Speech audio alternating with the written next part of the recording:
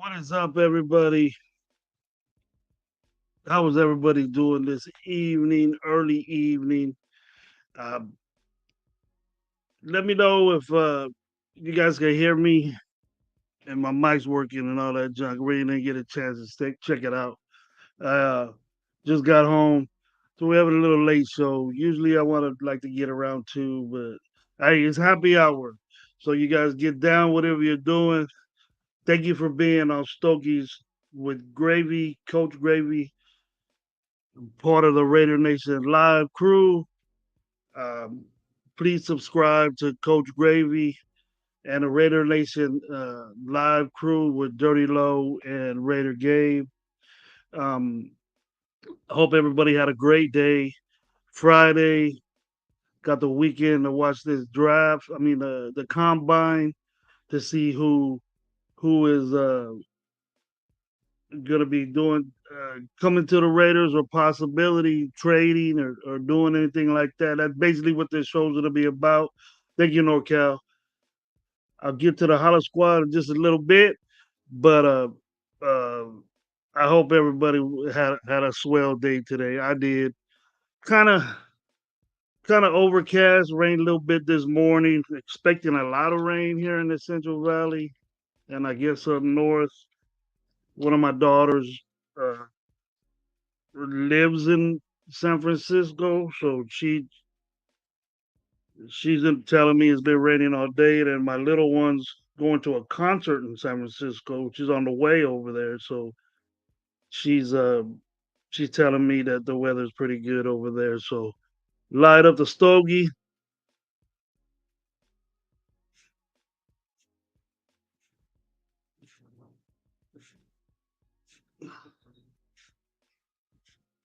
And believe it or not, the stogie that I have today got a weird name to it, but it's a good stick. You know, it's a little bit. It's not expensive, but I had it for a while, but not a while, but maybe about a week, and it was given to me in a set that I bought, and it's called a cheap bastard. So if it fits me, I guess with the stick, I guess that's what I would get. So if any of you guys go to a shop or anything like that, you see it's a little on the underside. It's a Maduro, has good leave. It stays together very well, and I've smoked it before, and it's pretty good. Um, but picks up a good draw, got a good taste to it. It's kind of um, a sweet kind of outdoorsy type draw to it, but I like it. I bought them before. They sell them in these little itty bitty ones. I call them little stubbies, but it's a good cigar. I like smoking them. But getting to the Holler Squad, I just wanted to reach out to everybody today and talk some ball.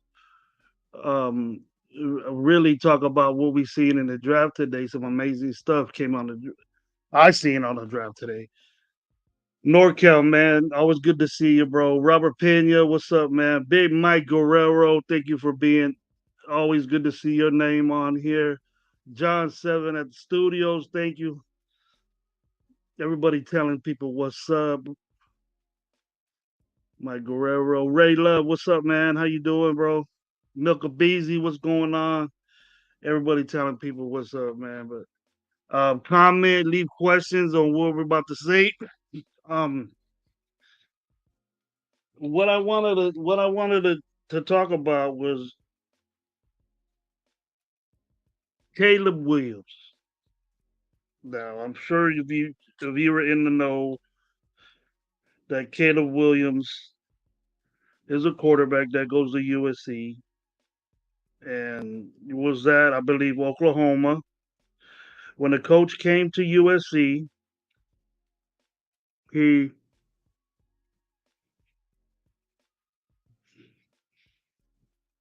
basically followed him over here. So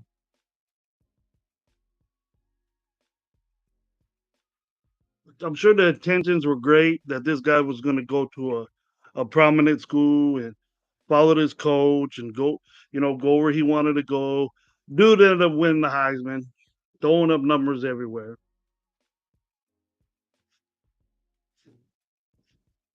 Didn't really look at his stats, so I'm not going to get really into that.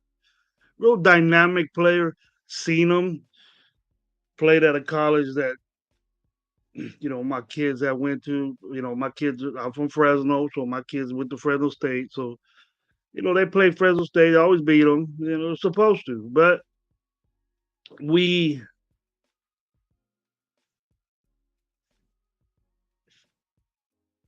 we had all these intentions of this guy being the number one pick. Now, and we had this thing last year when he won the Heisman Trophy. They went, they underachieved, had a really bad defense, and USC is USC. They get the best talent everywhere. They got so much money. Other players are 5-star recruits. So that's not an excuse for me.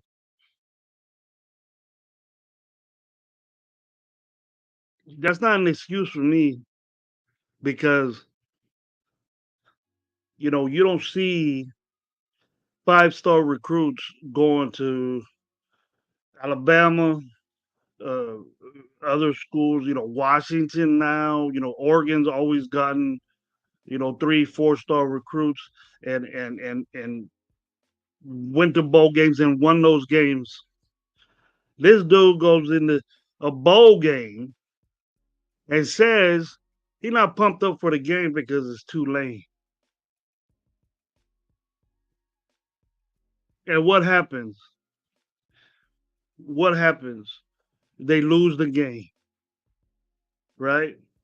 Then this year, the defense gets a little fixed up. They have the same coach. They get the coordinator you know that we had come in for an interview, and he's a totally different dude now because he's getting paid from the NIL and stuff like that. And I'll get on some stuff about players getting paid and transfer portal and all that stuff. Just a little bit, because I think that this what this guy's doing is gonna affect us if we move up in the draft.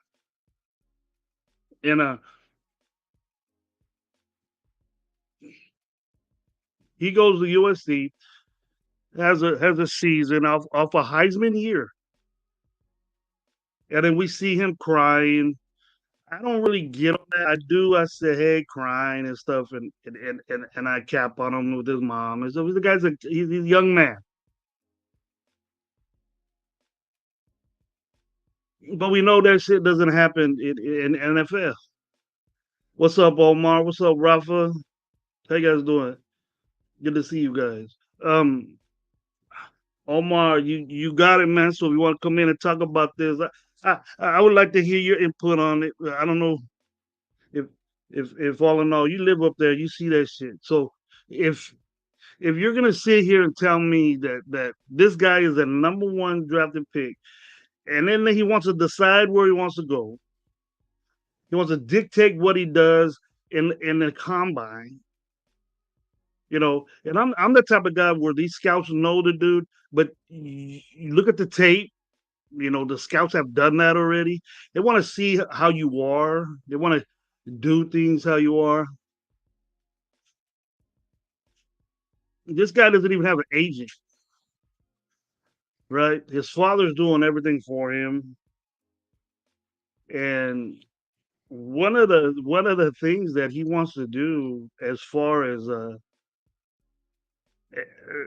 what the one of the things that he wants to do a contract issue of a team picks him is he wants to have ownership of the team. Now, what kind of shit is that? You know, what kind of shit is that? Is he trying to have the bear? Is he doing things and then he doesn't do medicals? Is there something wrong with the kid, or he's just trying to be that guy that's gonna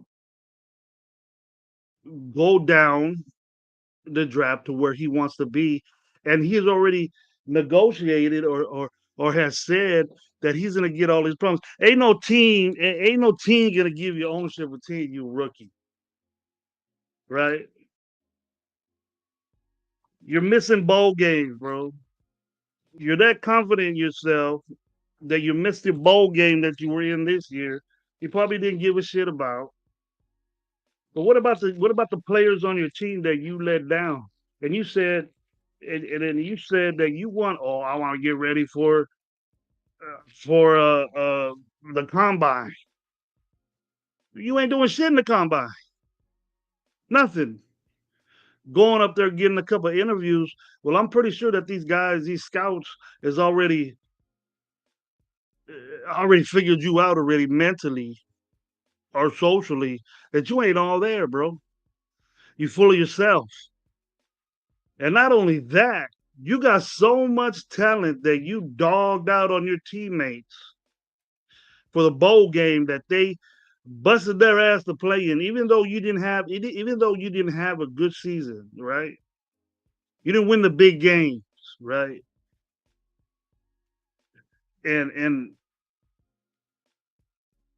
it was not gonna be to where it's how should I say it? We're not being like a team captain. The quarterback of USC is a prestigious, grateful thing to be on. And we know the track record. You know, we know the track record of USC. We know how that's going on. But still, it doesn't take the fact that you sat there and didn't participate in the bowl game that your team was motivated to play. And not only that, the backup quarterback went in there and threw 6 touchdowns and won the game. So I don't understand. You know what are you doing to yourself?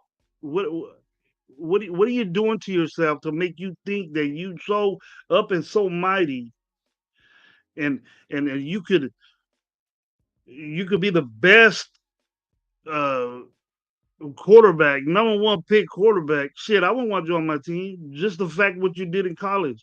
Oh, I'm not throwing to my guys, this and that. Either way, man, you're not gonna be throwing to your guys at the in the NFL. So let's develop that. You know, you want to show off in the NFL. What, you want to be paid to go to a pro day now or something? Is that what you want to do?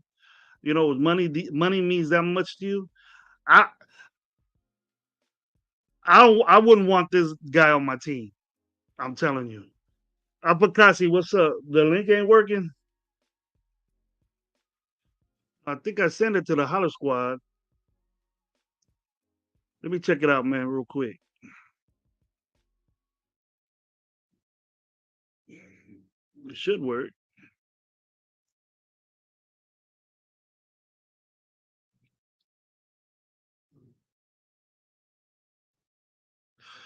Here, let me invite you.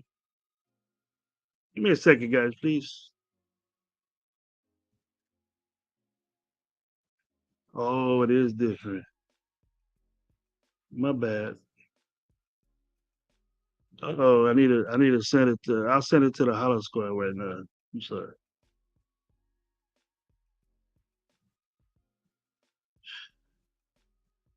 There it is to the Holler Squad. I gotta send it to my guys real quick. Uh, Mike J, you want to get on? So if you get a chance,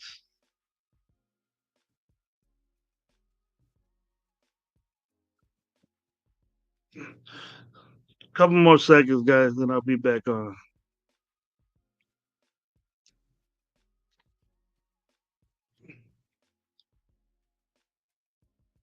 There you go, man. That should be good. I hope it is.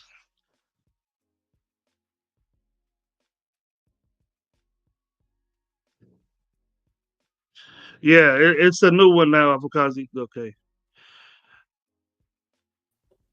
There you go, bro. I got you now. I was using an old one. I forgot to copy it. It's all good, gang. What's going on, Gravy? How you doing? Check, gang. How you doing? I'm good. I got about 15, 20 minutes and I got to take my dog to the vet. So I thought I'd pull up and chop it up with you, my friend. You got your Stogies with Um, Coach Gravy and you got your Siggies with Afakazi. there you go, man. It's always that way. It's always that way. I got a cigar called a cheap bastard today. I guess it Nice. fits me, huh? I haven't had a good cigar in a long minute, but I heard you talking about quarterbacks, right? I wasn't talking about. I was gonna get into that, and but I was talking more about Caleb Williams and all the bullshit that I disagree with that he's doing. Okay. Today he had a just like draft stuff, but I think it's gonna pertain to the Raiders of Akazi because I think this dude is doing something.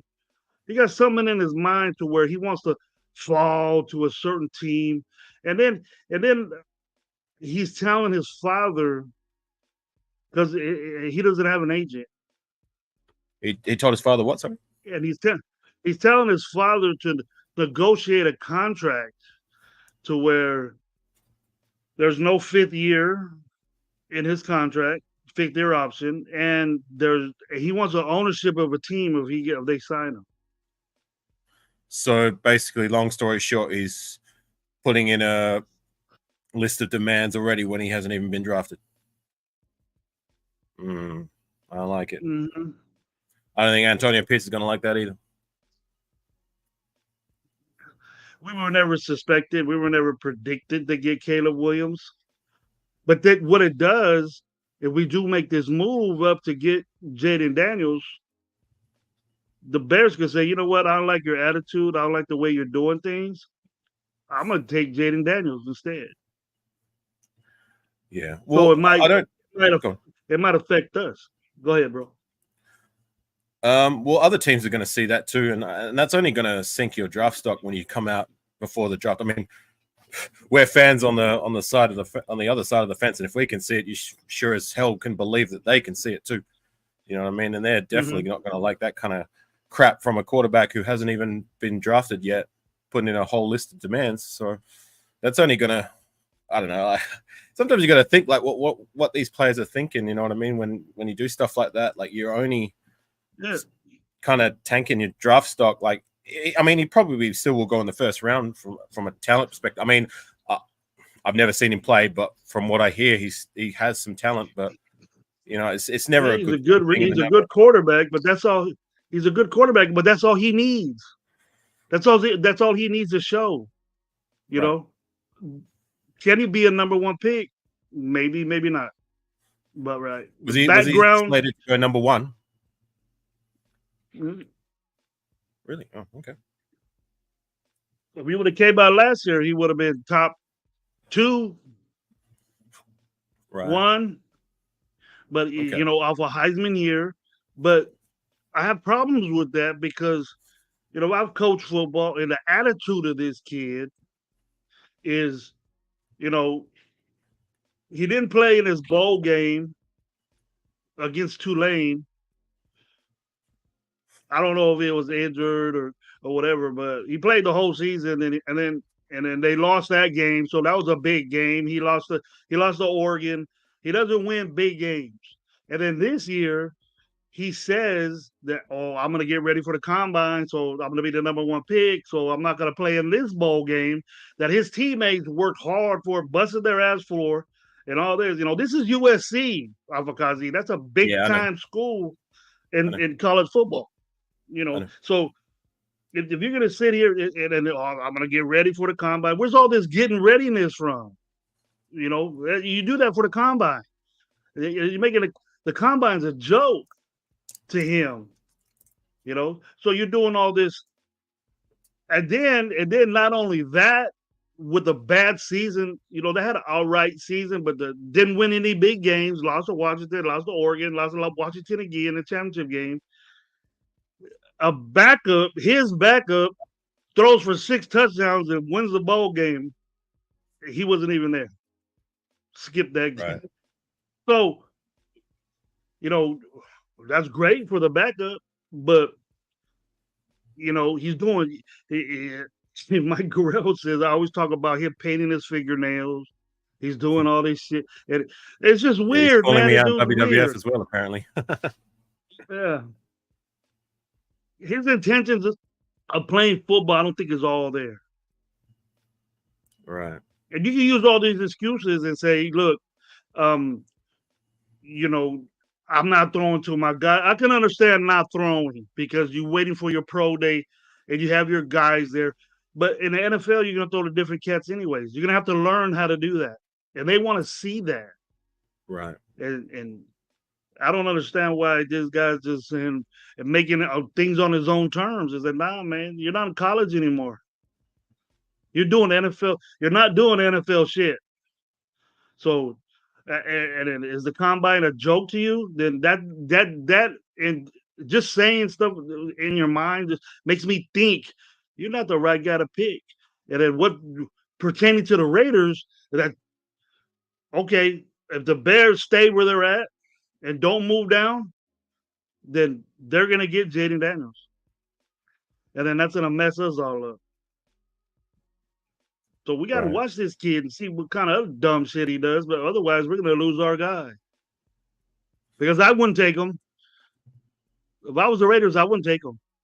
Yeah. I mean, from what you're saying, like I'm with you. I don't like all these the fact that he's kind of coming out with these kind of list of demands before he's even been drafted. That's not something I want to see from someone that can potentially be a draft pick. And at the same time, like Antonio Pierce, like he has shown that like if you are his guy, then even if you have that kind of diva-ish kind of, I don't know, attitude or whatever it may be, that he's willing to kind of forego that as long as like he's kind of leading you in the direction and you're willing to follow, so to say. I mean, look what he did with Jack Jones, so to say. You know what I mean? So I don't know. There is that, but like I'm with you. I don't like these kind of like this kind of attitude that if that's the way it is with him. But again, like in terms of on the field performance, like I hear he's quite talented, but like I haven't watched much, if any, college football, so I can't really comment on any of these quarterback prospects that are coming up in the draft. And if someone's going to ask me who would I take, I'm not the guy to ask. But there is something I did want to discuss with you before I got to dip on out of here. I saw in your last live you were debating with On Six about Russell Wilson, and you're very pro Russell Wilson, being that it sounds like he's willing to take a veteran minimum if he's becoming a free agent right now, right? He is a free agent, unrestricted. No, he's not a free agent. He's either going to get released or cut. Right. It's kind of like the Derek Carr situation that we had. Okay. He signed a 4-year big time contract. Right. And then they still owe him a lot of guaranteed money, so they benched him. Yeah. And then they by June 1st or something or whatever, some certain date that's coming up, they have to release him or cut him, just like we had to do with Carr. And that was 2 seasons in, right? Yeah, 2 seasons with the Broncos. I believe so. He went there for Hackett. and then he Right. he played. He got with this new coach. Yeah, it's 2 years right. This will be the third year of his contract. Yeah. They owe him a Now, lot of money. from a talent How you perspective, feel about? Yeah. and Go from a ahead. production perspective, like I remember when he was drafted back in 2012. This is a time when I watched a lot more football other than outside of Raider football. I actually watched him getting draft live, and I remember his reaction. And he was with his, you might remember this, his banshee of a girlfriend, kind of carrying on like they were pretty happy about the draft process. That was the third round, I believe. That was the year they had Matt Flynn come in as a free agent. They signed him from the Packers, and Matt Flynn was supposed to be the guy. And I watched a lot of Seattle's a lot. I watched a lot of preseason that year, and I watched Seattle, and I saw him pretty much make that position his own, and he ran with it since then. Mhm. Like I said, I watched quite a bit of football, so I was able to see Russell Wilson rise and playing during his peak period around that 2015, 2016 period where he was one of the better quarterbacks in the league, and he ended up leading them to a couple of Super Bowls and one Super Bowl win. They lost the Super Bowl, that one where he should have handed off to Marshawn Lynch, and he threw to, what was it, Malcolm Butler? Um, Yeah. but anyways, I do remember seeing the talent being there, and he still has talent. Apparently, he was still productive when he was in his last season with Denver. I didn't watch too much of Denver's other games outside of when they played us. With that said, I am not on the Russell Wilson train, being that one, anytime a quarterback is released from a team when they are not set with his replacement, that's a red flag for me.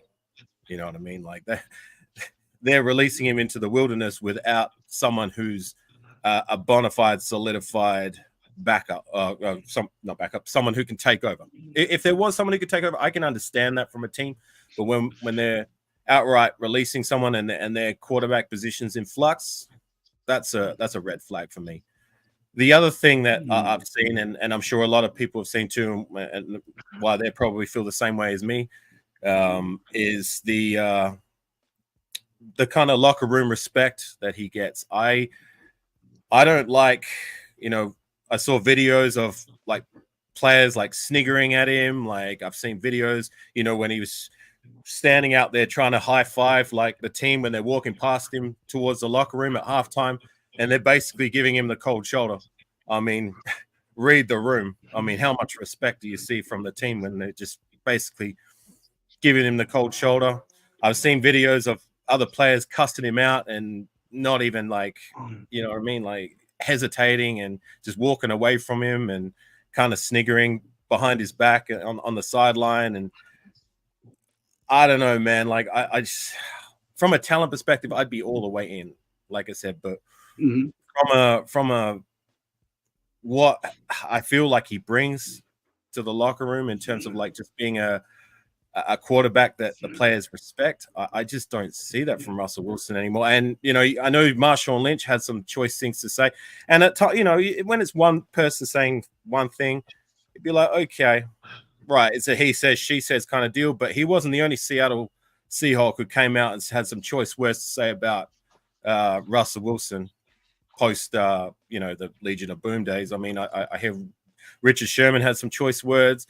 I think some other players had some choice words to say about Russell Wilson. So those are the reasons why I am not on board the signing Russell Wilson, even for a veteran minimum. I don't think it's a good locker room fit for what we're building here in Las Vegas. So that's my take. Okay. Well, the reason why I say Russell Wilson is because all that's been said about him. I somewhat believe, but Marshawn Lynch, he gets along with everybody, and we don't know if he's on Hennessy. We don't know what he's on when he's making these interviews or doing anything.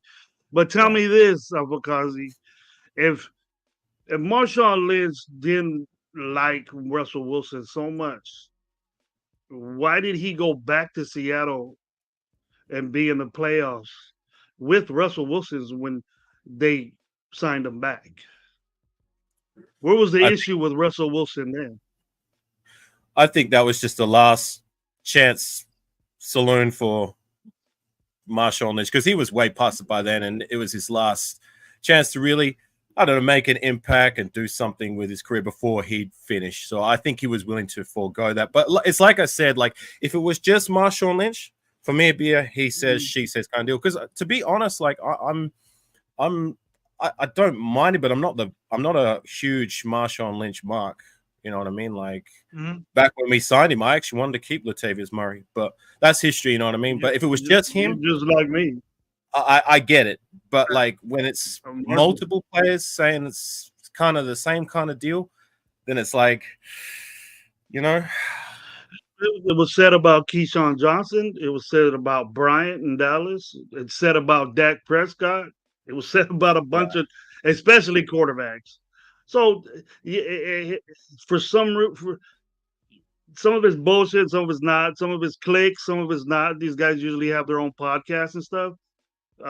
Sherman's a smart guy, but I think he what he says is the truth. I believe a smart guy like that you probably would believe, but you know his his play and and and the way he did things last year, like if a coach goes up to a player like that and yells at him, he's lucky that he was Russell Wilson because I tell you what, some of these players they don't take that shit. You know what I mean? right, I wish a coach will come up to me and start screaming. In the NFL, that ain't not one player gonna let that happen on the sideline. Not one player. And then right, I talk to people that I know that played in the NFL. They ain't no coaches supposed to be doing that.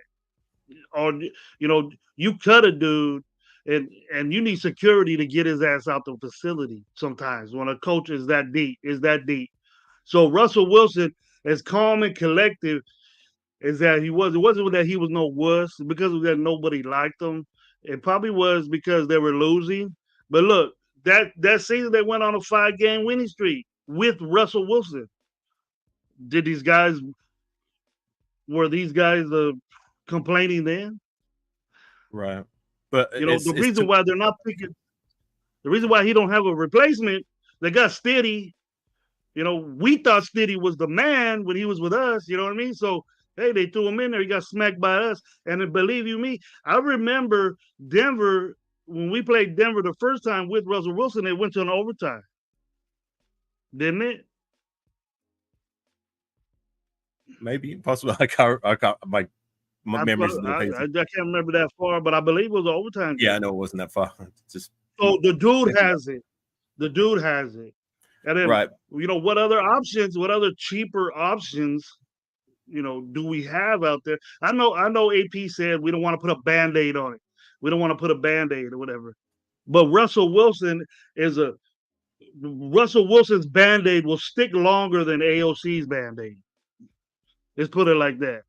Right. But it's to my point, like I say, Jonathan Studios, salute to you. He's talking about his production. I mean, 26 TDs and 8 interceptions, 3,070 yards. Okay, that's decent numbers from looking from the outside in.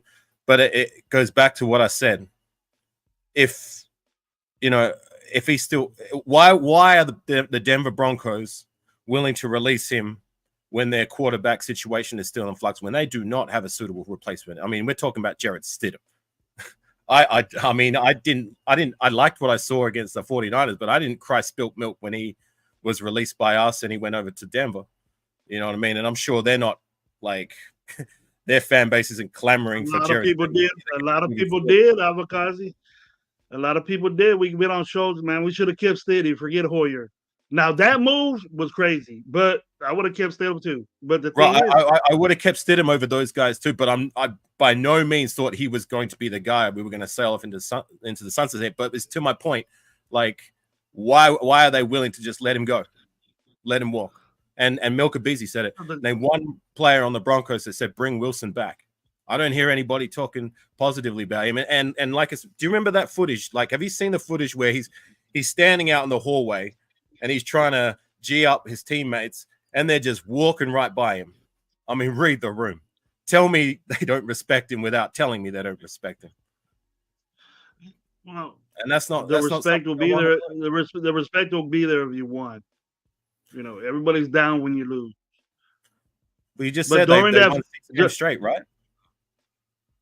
they had like a 5-game winning streak. There was ahead of us for a minute. Well, there you go. If they won 6 games straight, yet no one's asking for him to come back. I think it's the coach. I think it's the coach. Him and the coach, they just don't. It's not working. It's not working. And there could be some talk about fuck Russell Wilson and things like that. That the players are hearing. The players hear all that stuff. I forget this guy. He ain't with the shit. Whatever.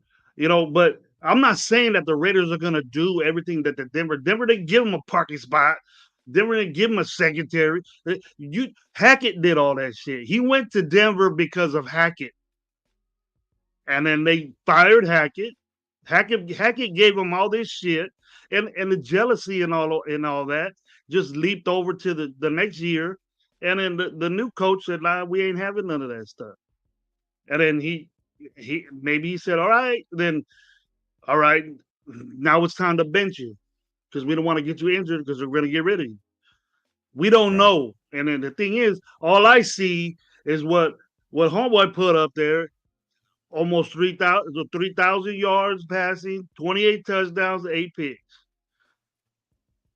If we had that this year, we would have been in the playoffs, bro. Instead of 10 touchdowns, 12 picks. Or 20 picks between the both starters. And I'm not even counting the pick fucking fest that went on with Hoyer when he played against the Bears. We lost to the Don't even get me Chicago started with Bears, Foyer. Abakazi. We Don't even lost to get the me started. Chicago Bears. Yeah, I know. I And we were saw it. I talking was about that there. last night. I was there. I saw it. We lost to a what? Undrafted free agent. What's this friggin' name? sir. Badgent? Badgett or Who something the like fuck that. is that Yeah. guy? Badgett. The best game of his life was against our team. Yeah, And it go figure. and right? they got that, and that just shows you right there that it doesn't matter. It's just the gameplay alone. I think he still got it. He's the best one that got it because even though I say I like Fields, he hasn't done what Russell Wilson has. And I No, know I'll agree with you on I that know one. Super I'll agree with Bowls, you there. and I know Super Bowls is all that in the past, but still, I know that Fields didn't get the numbers besides rushing that Russell did, and Russell can move around, man. Still, Right. No, I and he see. knows I he saw all those knows. things, baby. I saw all those things. Mm. I know what he was and maybe still is capable of from a production standpoint. I'm strictly talking about from a culture perspective and what we're trying to build here in Las Vegas. I know you see what you see, but just from what I see, like I think it's personally it's not a good fit at all. And I just reading the room from the outside looking in, it just I just don't see it happening. But we'll see. I mean, I think regardless, whatever way we go, even if we do get a veteran guy, I think it's pretty much almost a shoe-in that we're going to be looking at taking a quarterback in the draft. And I've said it before, and I'll say it again. I think it's about time that we swing for the fences again. We haven't tried to draft a first round quarterback since Jamarcus Russell, and I believe we've only taken 3 or 4 in our history. The last time we swung early-ish was Derek Carr. That was back in 2014. So I think the time is right and the time is now. But we'll see what happens. We'll see how it shakes out. We'll see if we stay fast at pick. What is it, 12? Are we 12 or 14? 13. 13, or if we move up. Hang on, it's not fair to say AOC is not the guy. Yeah, I'm not saying that either. Like he's gonna be on AOC is going to be on our roster for at least another 2 years, and maybe even longer. Maybe he might take that second year leap and prove to be the guy. we'll see. He'll get his chance. I mean, with all things considered, I thought he did reasonably well, considering he wasn't supposed to be the guy. We drafted him. What was it? Fourth round or fifth round? We moved up to get him in the fourth round. Right, a fourth round guy who's supposed to sit. He was supposed to be the third stringer, but due to circumstances, he was thrust into the fire earlier than expected. I mean, he did okay through circumstances, and I'm not willing to throw him under the bus. But for me, I just feel like, and this is just me going with my gut, that like if we go early with a quarterback in the draft, I believe we can find someone who has a higher ceiling than, say, AOC. I don't believe AOC's ceiling is going to be, again, going with my gut, is going to be higher than someone we could take in the first round. But we'll see. Look, like I said, I'm not throwing him under the bus. Like, he still has a shot to compete and maybe be the guy for the future. But on that note, Gravy, I got to get going. Thanks for having me on, brother. Thank you for coming on as always, Afakazi. Good knowledge, bro. Thank you, bro. I got to take my dog to the vet. And I salute everyone in the chat. I see you appreciate all. Big Jesse, MG, Milka Beezy. Scroll up real quick. Jonathan Studios. Anyone else I miss? Like, appreciate you guys, and yeah, you guys have yourselves a good evening. Is it free agency? Thank you, man. Waiting, right? Yeah. Well, I'm not. But this situation with Caleb, I think, is gonna mix up everything. I think he has some idea that he's gonna try to manipulate the draft and get to Washington where he wants to go, and it's gonna mess up everything unless we go to number one. That's what I think. Well, until the day if and when he's a Raider, I don't care. Yeah, we have to roll with the guy we pick, so we don't have a choice. Even if it's Aiden, if it's Aiden, I'll still roll with them. Yeah. Nah, facts, man. Maybe that's all right, brother. You take care. But thank you, Afakazi. You have a good day, man. You have a good evening. Oh, your morning, huh? It's morning for me. 9:45. And take care, chat. JB, I see you. I didn't say goodbye to you. So yeah, I gotta go. All right, peace. But thank you. Thank you for Afakazi for being on the show. A lot of good insight there. I seen a lot of pushback. You seen a lot of pushback in the chat. People saying, nah, tell me, gentleman said, tell me that what Bronco player wanted them back. They don't have a choice, bro. They stay out of people's. NFL players, unless they're not in the league anymore, they stay out of the way with people's contracts or what people are going to be, where they're going to go. If you're an active player and you say, forget this guy, they'll get rid of you first because you're letting out team business. We can't do that. But what I was going to tell Afakazi is that, hey, look, if Russell Wilson is in our grasp and he says, look, I consider the Raiders, and the thing is that what makes you think that this culture that AP is developing, he won't adapt to that. He won't change. Maybe Pete Carroll was a player's coach. AP is a player's coach, but he does it in a different way. He has standards. And I think that if he comes here, it's gonna be a whole different team, man. The Raider way is different than Bronco way, or it ain't fine and dandy over there like it is over here. You're gonna say, nah, you ain't gonna get your own office. For what? You're gonna be with the rest of the team and watch tape. Let's spread this information around. You just do the whole shit on your own, And if you want to stay after hours, then yeah, you can come in this room that we have, $1 million facility that has tape and all this other junk, and then you guys could sit there and watch tape with the other quarterbacks. Your quarterback room, spread the knowledge to everybody, make them better. How you know that can't happen with Russell Wilson? I want to see that, but we get to where he's a Bronco. I don't give a shit. If he's good for us now, if AP digs it, and if Telesco digs it, do it. And then you get all these picks back, man. You don't have to 3 years of picks is just gone. Where Telesco is picking mid level talent that might where you have to work on and develop. That development's gonna last years. It's gonna last years. And if we swing the fences and we go out to get this guy, ain't no guarantee. Now, today, what Caleb said in his interview, now, or what he's been saying, Jacob Jaden Daniels probably gonna be number one quarterback pick. Because in my view, the way I love football, the way I think about the game and stuff, ain't no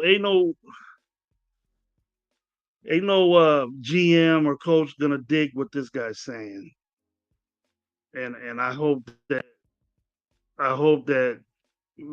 people understand what I'm saying here because I've been through cocky, cocky. Oh, I'm in my head, guys, with their parents telling them what to do and all this other shit. But if you're gonna be a legit player, it's team. What do your coaches think about you? What are these guys thinking about me? You're into that. They're not. They don't give a shit if you want ownership of a team. That's executive shit. Why is that on your mind? Why don't you go out there and throw the football around? You just throw. You ain't doing no three cone drill. You know, you ain't fast. Everybody knows you're fast. Prove it. Let's see. Straight line. Let's see how fast you are. What are you worried about? But you're all worried about, oh, I get ownership of a team, try to eliminate the 50-year option.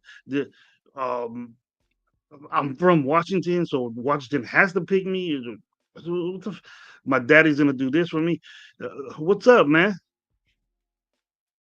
Dude, this dude already from the beginning already says bust on me. Bust.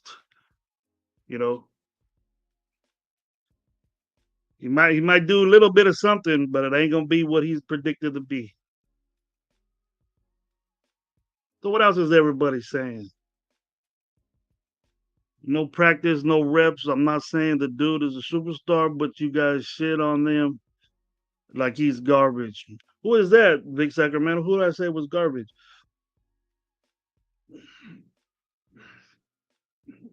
Are we talking about? If we're talking about Caleb Williams, I don't think he's garbage. Shit, I said he was the best quarterback out there before I started hearing all this stuff. Now we're talking about Russell Wilson's baggage. This dude already getting it, jumping into the league with it. As far as I'm concerned, Vinny Rader, what's up? Milk and Beasy, what's up? Vic Sacramento, JB, what's up, man? Good to see you on the show. Vent out to me, man. Let me know what's going on with you. What you have on your mind and stuff. Let it out, man. I'll try to help you out and easy for you as best as I could. Rafa, to see if Rafa got something good to say. Oh, that's NorCal talking back to Rafa. What did Rafa say? Okay, if ALC can't improve during the preseason, that would be great because the mobility and the throwing still have some issues. That is an issue, Rafa, and it's a big one. We've seen it in game play. If we look back at AOC, he's never done that, man. He's never he's never was a mover. And in today's game, you need to develop space on your own. And you have two different type of guys. You have two different type of guys, Ruffer, that do that. You have your Lamars and your Kyler Murrays and your Allens that just take off. Okay. And then you have other guys that could get that to get look at their reads, step to the side, get out of pressure, move around a little bit, and find a wide open guy, because these guys are trying to get open. It's not like they're just standing there. These guys could get open and he could dot them. They're always looking at the quarterback, and the quarterback's taking off, and then you got to block. And then when you're running a route and your quarterback's running, 9 times out of 10, you're really not gonna block nobody because you're gonna be finding people to get out of the way. And if we got a mover like Lamar, he's already there, man. He's already gone. And plus, the 100% downfall of having a running quarterback is the dude could get hurt at any time. He could get hurt getting sacked, and I think that that's what AOC does well. He gets sacked because he doesn't move. He needs to move, and that's something that you can't develop. You can't teach a guy to be faster. You might be able to change his clock in his head to get rid of the ball quicker, but once you do your job, things are supposed to open, and that's what defenses are for. Defenses are there to do that. You see what the response is, Raphael. That's the thing. We don't need an AOC to be a mobile quarterback, just to get us 2, 3 yards. If the lane opens up, he manages to keep the drive going. Exactly, Norcal. That's what I meant. This guy had AOC had negative yards rushing in college, hundreds of yards. One year he had 100 and something yards negative. That's not only sacks. That's trying to run and getting hit behind the line of scrimmage. So if that's the case, then geez, man, and the thing is, I like AOC, and AOC can do make every throw in the NFL. He can make every throw. He doesn't have a problem with that, but his mobility is the biggest issue about him, and that's something that you can't fix unless you spend a bunch of dollars on a great offensive line that protect him. And I see us doing that, but with a quarterback that can move, that's it makes you even better. It's a bit better, more of a threat. You see what I mean, Ruffin? And that's just football game, bro. That's not anything to look up or to look to find out. You can see it on the game tape. On game tape, that AOC holds the ball too long, stays in the pocket, doesn't move, and gets sacked. I was at the game against San Diego where Mac sacked him 6 times, 5 times. He was just on one, just standing there with the ball, looking when he could have moved and made it easier for the receivers to do something.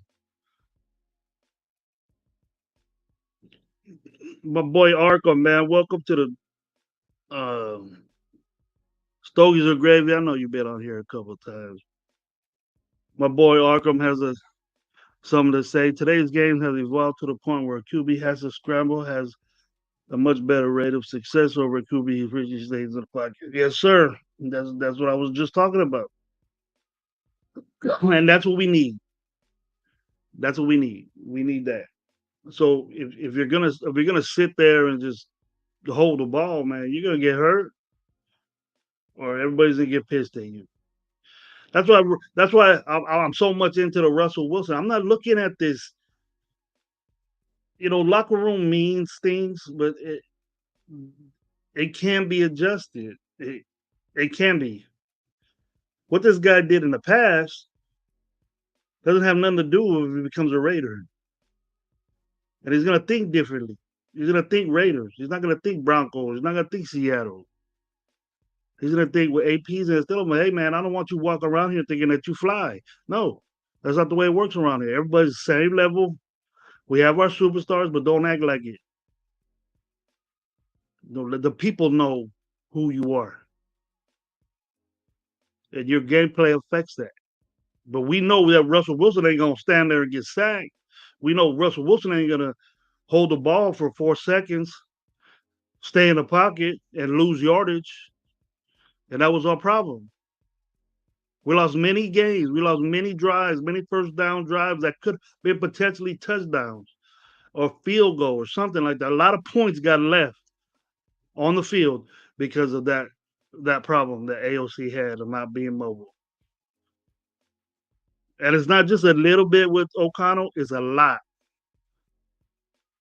Sidestepping, bootlegging. His bootleg is so slow. The defensive ends, the defensive tackles catch up to him. So I say I dig AOC. He can develop, but you just gotta. Then you have to put a lot of money into your front line. You should do that anyways, but not that expensive. Look at Troy Aikman. Troy Aikman had the best offensive line in football with a back-to-back Super Bowls. All this time to just chuck it. And plus, he had Emmitt Smith back there to help him out. Shit, he had Josh Jacobs to help him out and Zeus to help him out. Still got sacked. Still threw picks because he's standing in there. Oh, I like this one. OG Raider. OG Raider 805. I like that. We need to go after Jordan Travis. What is everybody? Has anybody seen Jordan Travis? Is anybody updated with this kid? Um, I'm very, very high on him, OG Raider. I am. Um, if we make a push with this guy, I don't know what round he's predicted in, but if it was up to me, he with the injury, he might be a third round guy to me because I know he'll be there because the injury he broke his leg, but he was the reason why Florida State he was the reason why they got left off the national championship race. Because Florida State was undefeated or something like that, and it was because of him, and he missed those last games, and they left Florida State off the national championship run because because Jordan Daniels didn't make the wasn't on the squad no more. Got a very special guest. This dude is the Don Mecca of the rap game back in the '80s. If you guys remember him, he had a famous song called "This Is for the Raza." My homeboy Kid Frost. What's up, Terlo? This what's up, bro? Can you hear me okay? Give me some bars, man. I hear you fake. Great, better than when you're in the studio. Nah, man, better than when I'm in the studio. Nice, all right, for sure. Nah, I How you just felt doing, bad man?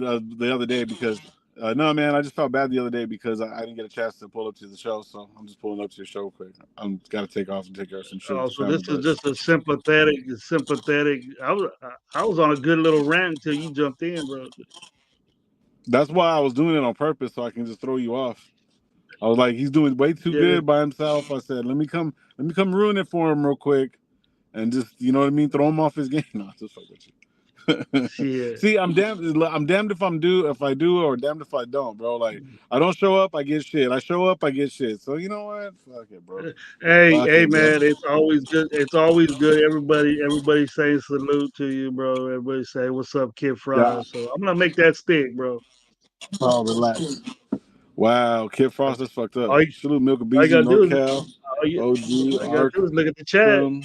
Because you see Frost on Looking at it right now, bro. Bearded Raider, JB. It's it's on the phone. there. It's a little different. I said on the what phone. what It's a you little getting into different. today, man? What you doing on a rainy day or out Uh, overcast shitty day in Fresno today? Bro? I just gotta take care. I'm just right here with the family. I'm about to go have dinner real quick, and then I'm not. I Word. was supposed to DJ tonight, so I might pull up just depending on what happens right now after this. But after that, I'll be at the pad and shit, just kicking it. Probably about like after 9 or some shit, just chilling. If you're nine still on, o'clock. I shit, don't we'll think get I'll on, be bro. on that long. I don't think Yeah, I I'll be know. But on if you're that on later, long, but then yeah, I just the yeah, I gotta wait last for the minute thing. ladies over there hitting that gym, getting that punching, taking all her frustrations that I put her through today, just hitting that punching bag with my face on it, just getting down on that. So Damn, bro, I'm you can probably make gonna a get killing something to if eat. you made a punching bag. If you made a punching bag that looked like your face, bro, you make a killing, bro. I know a lot of I people don't know. want to punch you in the face. You have a punchable face. No, I'm just fucking around. Just the thing, I'll make one. I'll make one that can punch back. Yeah. I'll make one that can punch back. Hey, I'm gonna Hey, jump in here real quick. All Go ahead. right, man. Go see your family, man. Nah, go. Were you gonna Yeah. leave? Yeah, I was gonna take off, Okay. but I seen something. I seen something earlier. That's why I was kind of like just thinking about some shit. And I don't know how true this is or not, but I didn't see who it was reported by because I just read it real quick. But what do you guys think about the whole thing of Josh Jacobs not wanting a long-term career, a long-term contract? I think it was off of fucking NFL Network or something, one of those guys, um, saying that he doesn't want a multi-year contract. He's good for a 1 year contract. That's smart. That's smart, I think. But It is. what do you what It do you think about is. that? You still get paid, and your public guaranteed money is probably going to be what the contract is. But I Yep. think that if, but I think that the long term contract makes you more stable because anything can happen to you, and you could be out of the NFL that next year. But see that would but that's what see what I thought of the first thing was everyone's gonna be like, damn, this is what we wanted. We wanted him to take a team friendly contract because they're probably gonna get that 11 mil, maybe even the same deal that he got last year. 10 mil, $1 million fucking signing bonus. So he got 11 mil. So maybe he's good with that. Mhm. You know what I'm saying? Maybe he'll do the same shit. And that's what everyone's saying. Give him 11 mil, give him the same exact money. You know what I mean? Or less. So if he does that, that's smart. That's smart. You know what I mean? So, Mhm. and then it doesn't necessarily tie him down. They could probably work some magic on the books because they'll give him so much money up front, like 7 of it or 6 of it. So that'll be 6 other million we can give to somebody else. You know what I mean? So that might be smart. Or he could be saying, "Give me 14 for 1 year," and then we can talk. He said he wants to play till he's 30, but every player says that. Of course. Every player says, "Well, I'm going to play until I'm 35," thinking that they're going to get their contract, get their millions on their second contract. Yeah. I don't know Okay. who's telling this guy stuff, but I wouldn't do year by year like that. But just sign Yeah, I long mean, term, be stable, boom. but see, that's cool though because that means that he doesn't really need the money and then he's being smart with his shit. So even if he goes in, boom, he still gets that guarantee. That's the biggest thing, like you said too. Players want to get that guarantee. You know what I mean? Like they want that guarantee regardless of whatever. So if he gets 14 and gets 8 of it for sure, or 9 of it for sure, just like last year, he's pretty much around that ballpark. Then a signing bonus, then the way it looks on the books too. You know what I mean? So a lot of it Mhm. won't hurt the books, and then he gets his money for the year because shit, he might not want to like go play this next year. You know what I mean? He might be like, man, I'm done. I already set my goals. You know what I mean? You never know what somebody's really doing and what they really want. You know what I mean? But if that's the report, it's not a bad move. It's not a bad move for a lot of players that know that they're not going to get a big contract, so they'll ask for more in 1 year deals. You know what I mean, barring injury and whatnot. So compared And to who like where said this? the way that I'm just saying it could possibly be a good move, not a strategy for most people, but Hmm. you know what I mean. So, but yeah, something to think about though, bro. Something to talk about on Radio Nation live show. Yeah, Don't get yeah, on we're gonna it. have some other shit Yeah, wait, picked wait. up on. We had a lot. There was a lot of questions. I was on this Caleb Williams things what he did today, and the first thing on my mind is to sign Jacobs, no matter what. I don't give a fuck if it's Yeah, 1 year, 4 years, whatever. But if and I don't know how people are saying get rid of him. I was saying that last night, but I don't. I think him being a Raider is the first thing on the list. Signing yeah, our own was Telesco and AT's first thing they said. So sign your own. Get to it. yeah. No matter what you do. 1 year isn't a dumbass contract. But I don't think he's asking for 11 million for 1 year. I think it's more. Well, then if there's more, then it could be off the books and it won't hurt and it's not going to hurt long term neither, and everyone will be bitching about it. It's actually kind of a smarter Mhm. move because you just like I'm saying, I just think it's a smarter move. You don't have to give me the big long contract. Whatever you give me for this year, boom, I want a guarantee. Da da da da da. You know what I mean? Then you can break it all down in incentives, and then that other 4 million or 5 million, whatever, however it works out. There's that. So, Yeah, but yeah, but something to think about, man. But I'm gonna get in here real quick, man. I will. All right, bro. Thanks for coming on, All right, man. Like brother. always. I'll talk to you later. What do you, what does everybody think about that? What happened? No, What do you guys think about that? Low got a low investigative reporter right here said that Jacobs might be looking for a 1 year contract. What do you guys think? I'm on this OG Raider Jordan Travis. I want to talk a little bit quarterbacks. If Jordan Travis was, we wouldn't if Jordan Travis was still playing, didn't get hurt. Jordan Travis would have won the Heisman. He was a front runner to get it then, and having a broken leg wouldn't affect his play style than ACL would, or uh, an Achilles or anything like that. Matters how he did, we fibula type thing, and that's drastic move, but that's drastic injury. But if if he just broke his leg, a lot of people break their legs on skateboards, and they're but he's such an athlete. This guy's an athlete, runner. He can throw, and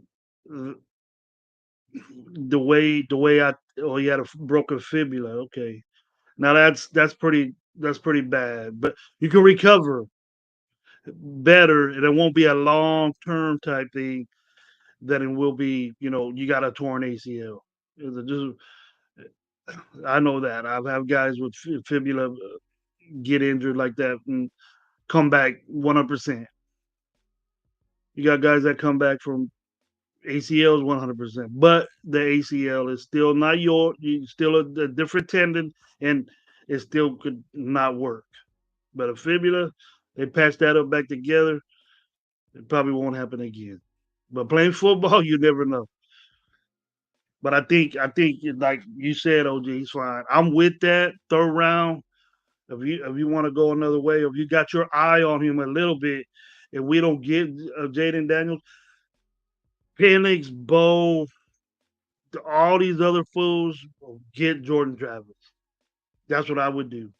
And then free agency, what I was talking about, it would be great for to have him learn from behind, and get the offense together and getting more in shape. Get in shape. But this guy is an amazing athlete, really, really good. I wouldn't be surprised that he wouldn't be one of those top three. One of them would have been left off, or there will be four good quarterbacks picked in a row. There would be a top four, but he would be up there. I think he's better than Caleb Williams. I think I, I'll go out the stint and say, he's even a better quarterback. They're different. He's even a better quarterback than Jaden Daniels. Then, because he was ahead of him, in the Heisman, and it wasn't because of the teams. It was because he was that good, and he has a very good arm. Yeah, I think so too, OG. I just hope more people think that way. Michael Beasley, Phil Jones reported today he will be speaking with Telesco soon about a deal. That's great. I like to hear that. I don't get a lot of my information from Phil, but he's in the know more than I am. And but speaking on um to end the subject with Caleb Williams is that I think this is bad for football. I think it doesn't matter who if you got tights on and who you're throwing to. I think it's a good thing that you can throw to different receivers, and if you're in a combine, why go? You can have an individual visit with these guys, and they'll figure you out. They know about you already, so you're not bringing nothing new. And it's just it's like little kid shit that this dude is doing to the NFL. You make the combine's already a joke, especially for quarterbacks and you know and things like that. But the big guys, they take advantage of it. The big guys are taking advantage of it. And I think that they'll benefit from that. They just have a combine for the linemen and linebackers and stuff like that, and just keep the quarterbacks to themselves. Keep the DBs, quarterbacks, and receivers that have their own shit, and the other guys just have a combine for them. That's what I would do. During the weekday, the linemen, the bigger guys, the linebackers and stuff, and then the weekend you can watch all the flashy kids, flashy shit. But if you get a chance to watch these big guys run and do the 3 cone drill and do things like that, it's amazing how athletic these big guys are. It, and then these are some of the guys that could be Raiders, and we have to just look at them and say, hey, this would be a perfect fit for us. And I see some amazing shit today. I seen that guy Nate Wiggins, man, 4.2840. Geez, flying. She could put him at. I'd like to see him do it in the round. 4.28 is that's amazing. I don't know if he had how he is with pads on, but if you're that fast, you're 4.3 with pads on. Whew, man. So we know who's going to be on the hit list of he moved up. He moved up. He wasn't the first corner. A lot of people had that guy Dejan and Kenyon. They had them ahead of him, but I'm pretty sure that he's just because of that 40 time that he moved up a little bit. But they work out for that to get that up there because they know if you run 4.2, somebody you're gonna get picked in the first round. Somebody's gonna get you. Second round, maybe.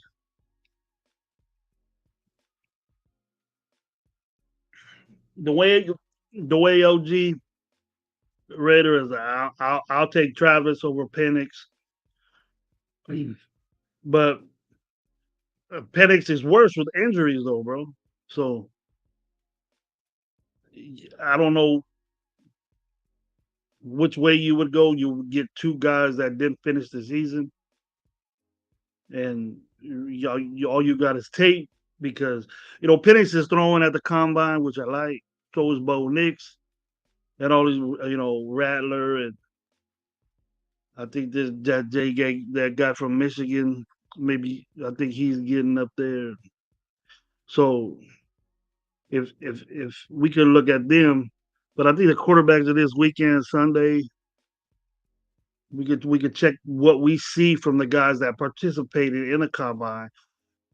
Like I said, I wish that is a good thing that we can evaluate them and say, hey, because we ain't gonna be able to look at Jaden Daniels, we ain't gonna be able to look at the top guys, but don't think that we haven't done our homework on them. There's probably books this thick, man, about this one kid, and they know all about him since the kindergarten through now.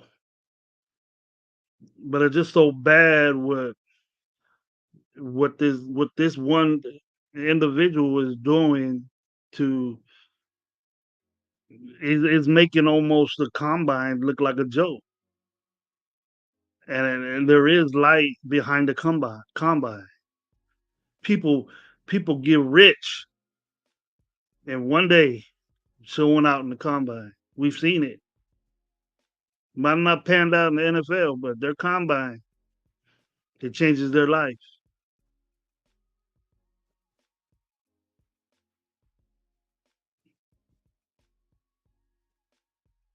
Nah, I don't know about that, OG. I don't know. We're getting that might be one wasted pick there.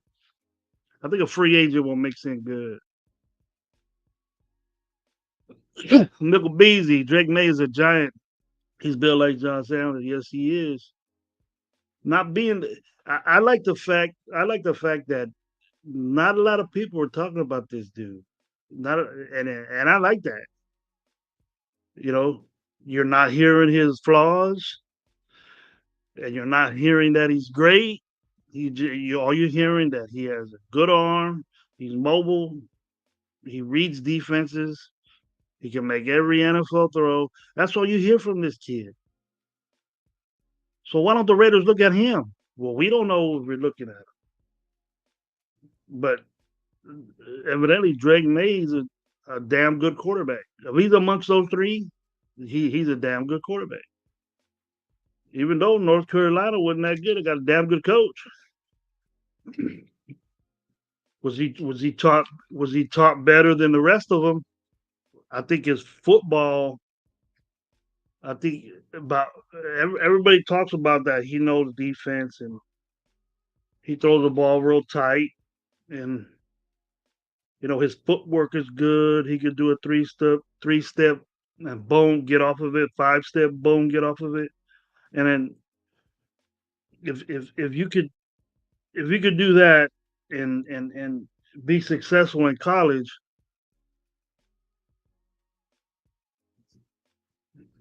he's a big boy. He's the biggest out. He's 230 pounds, bro. And that's bigger than OG. That's bigger than Caleb. That's bigger than Jaden Daniels.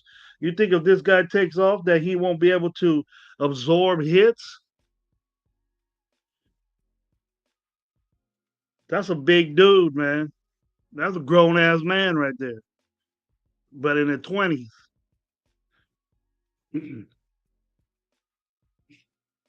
so I take a shot.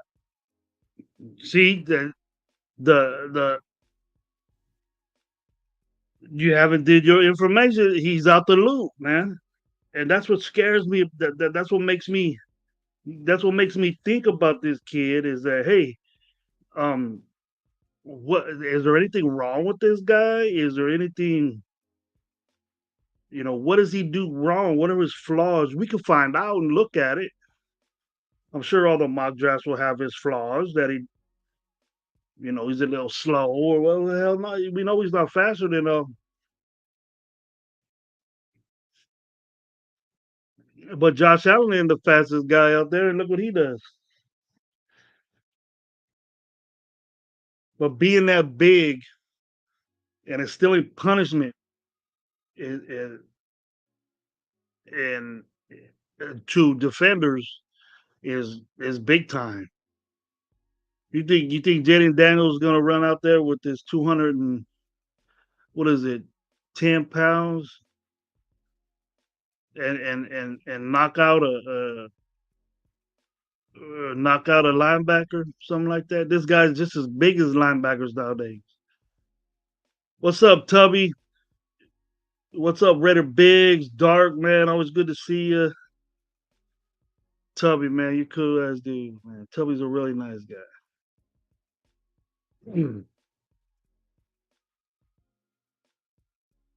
I think that he's Josh. He's being you know sized up and athletic wise, just like Josh Allen. And would the nation have a problem with that? Would the nation have a problem with a Josh Allen on being on our team? I wouldn't. A guy that big that can absorb punishment and deliver it. Don't hear that he has any problems with reading defenses. That's a good thing.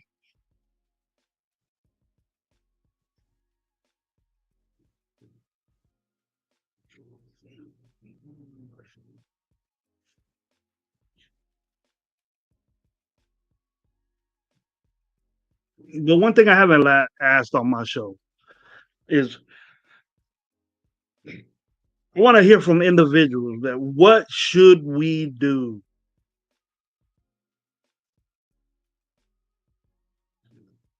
What should we do draft day, first pick,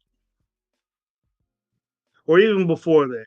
Give me your wildest, not your wildest, but your most best prediction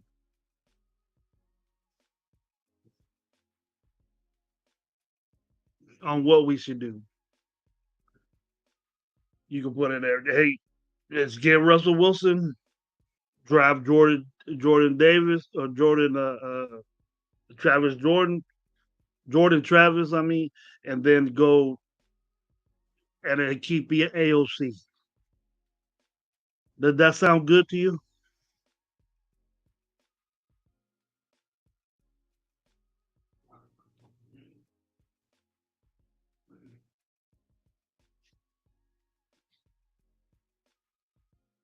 Raider Big say go get Fields and draft Falaga at 13. I agree with that. I would agree with that.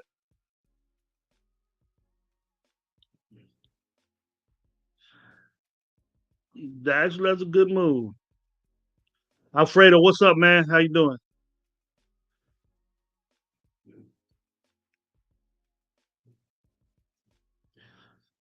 It looks like Fields will go to Pittsburgh. That'll be a good situation for him. He got good, better receivers, good running back. Najee's good.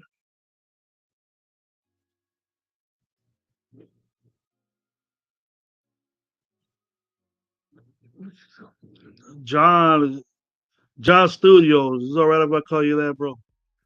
Stay packed. Pick OT at 13. Since the Raiders didn't draft one O line in 2023, second round pick, pick the best available wide receiver. Why is that? Why you picked another receiver that high?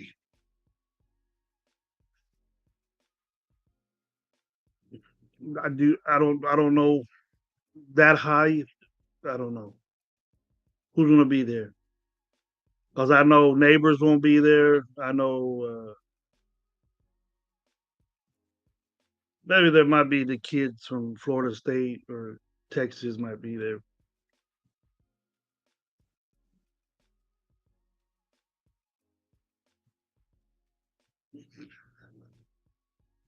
And JJ McCarthy, I think that he's moving up though. He's moving up big time. People like this kid. I don't know what they're seeing. They must be looking at some tape with him, but you rarely see what Harbaugh does is a receiver that blossoms that way. But it's I know we had the Kaepernick, and then Alex Smith was the Alex Smith of old. The Alex Smith had his way, and he won games. I respect that from Alex Smith. I thought Alex Smith was a good quarterback. But Kaepernick, and I have extensive knowledge of Kaepernick being at Nevada because Nevada and Fresno State played against each other, and this dude just ran.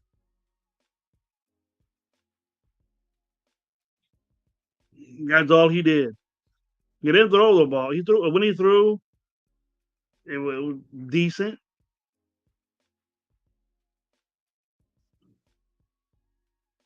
But the highlights of all 49ers is just Kaepernick just running, or overshooting somebody. He had a great arm. I don't know why he didn't pan out to be a good passer. But at the end of the day, Kaepernick was the worst quarterback in the NFL at the end of the day. Bottom in every category. With a quarterback guru type guy as a coach. Just because Jim Harbaugh made Kaepernick doesn't mean that JJ, whatever his name is a badass quarterback. Yes, he won a national championship. I'll give him that. But they had the best, one of the best defenses ever in college football, and they had a very good running game, and that's what took them over the top.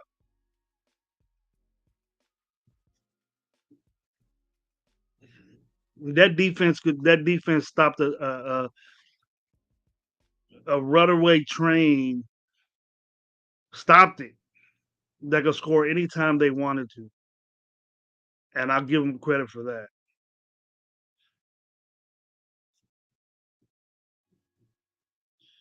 I think we're gonna be a run heavy team, Mister Biggs. That's what makes me think that we got to keep Jacobs. Yeah. JJ is not overrated. He just can't stay healthy. It was an over. If he was overrated, other teams be interested for his services. NorCal, I'll give you that one. I'll give you that.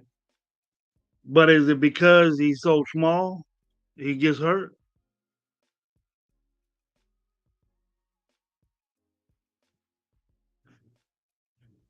He's not that big of a dude.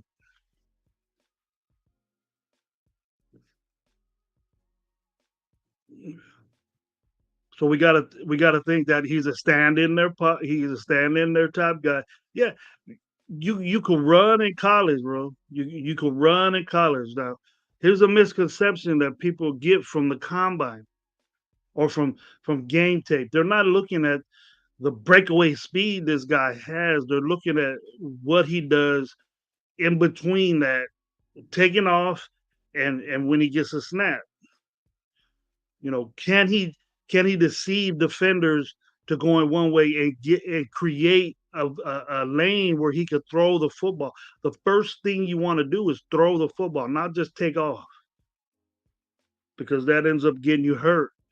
Turnovers, picks. The more your quarterback gets hit, the more success rate the defenders are going to knock that ball out. So you don't want your quarterback running around all over the place.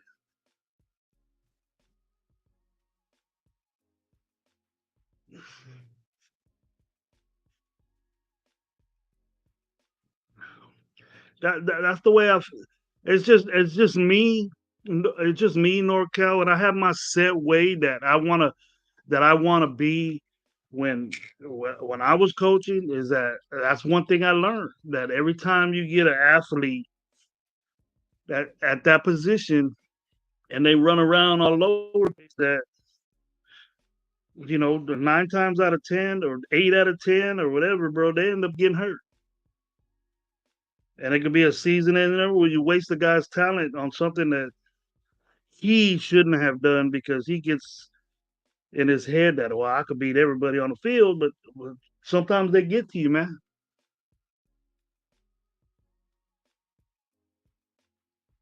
Just food for thought. Charm City, my dude, what's up, man? Thanks for coming on. Much love. How's everybody's day going, man? How your evening starting out, man? Happy hour. This is great, man. We'll go to the gravy. Stogies a gravy happy hour show. What's up, man? I got you guys like that.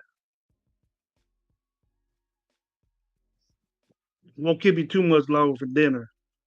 Matters where you're at, though.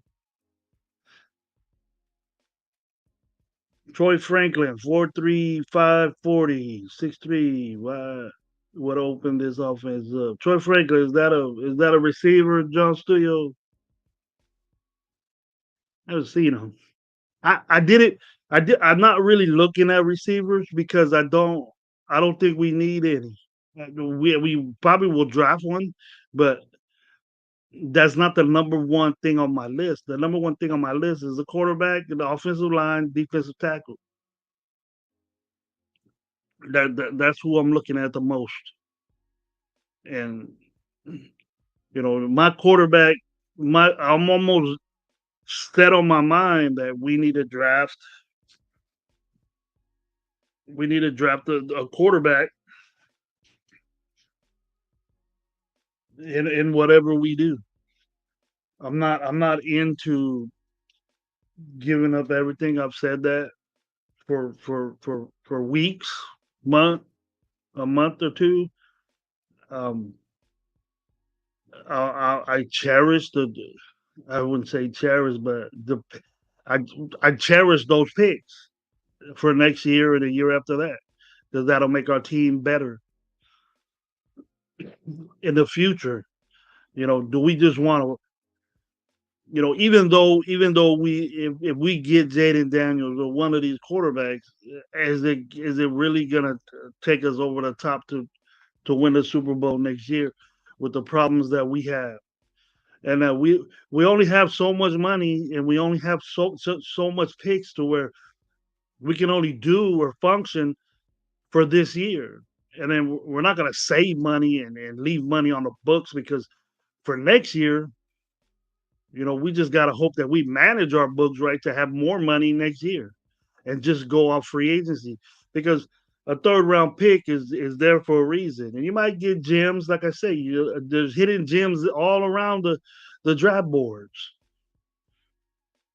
The late blossomers are there. You got your Max Crosby's, you got your Jack Jones, you got all kinds of people on there.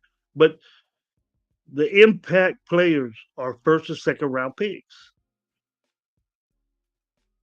And how did our first and second round picks do this year for us? And I'll get it. There was another guy picking. The the staff was dysfunctional. I don't blame the general manager for this. We could say forget both of them or whatever, all of them, but I don't think it was his fault. I don't think he had a choice. I think organizationally that the head coach made the decisions on that team and it made it suck. Now this guy, he hasn't done anything yet, but if being what AP's vision is for this team is what I like. I like this. I like what's going on with the Raiders right now, and I'm taking heed to it. And it looks like a lot of other people are too. So if we stick with that and we can change people, like we don't know what AP thinks about Russell Wilson. We know what we think about Russell Wilson, but we don't know what AP thinks about Russell Wilson. Maybe he could change that. Maybe he knows him personally. He has to. So you sit there and say, "Hey, man, what you were doing and what you were doing in Denver, what was all that about? Why am I hearing this from all these folks?" And he can explain, but he can say, "Hey, you can change. That's not the way we do things around here." And you know that that's happening with AP. Things are different. Things are different a week after Halloween when McDaniels got fired. Things changed. AP said that. So if he could change players in the way they move, why can't he change Russell Wilson? You know, been problems with Fields too. I don't see Fields coming to us anymore. It was a pipe dream to me, but it would have been good. I think Justin Fields would have panned out to be a good Raider.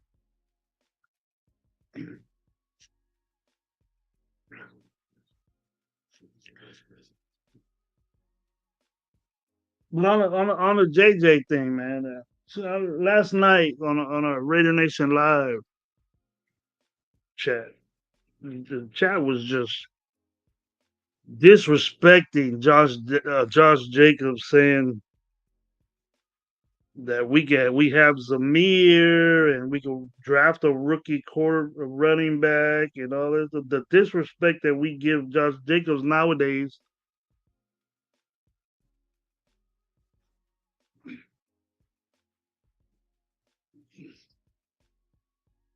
is astonishing to me.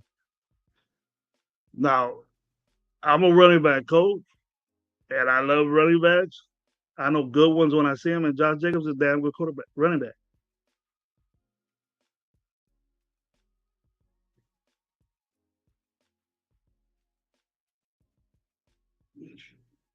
So if we got a problem with Josh Jacobs, what did he do to us? He wanted a new contract. Yeah, Josh Jacobs' pockets. He jeopardized his gameplay. It did.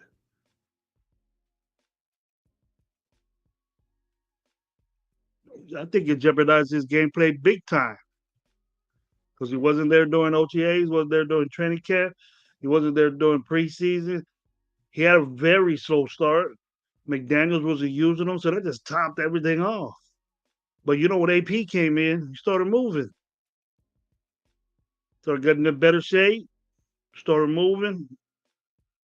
There was nothing wrong with him. We got hurt. Zeus applied himself. Now You're gonna hear this notion that Zeus had 400 yards in 4 games. I think about maybe 200 of those. He had 250 yards in 4 games, or roughly around there, a little bit more. So for us to say that that's half of what 800, nah, it's not that. He did some work in between time when Jacobs was still playing those games that he played. So he was coming in the games and he got maybe 40 yards, 50 yards. That adds up. He played just about every game.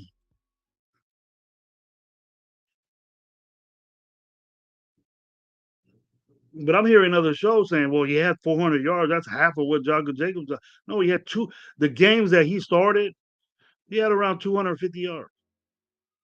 One of them was big time.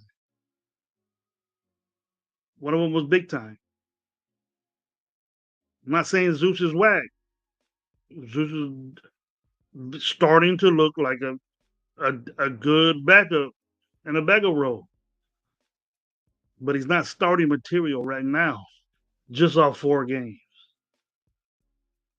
Out of the QBs coming out, who feels like a Raider to you?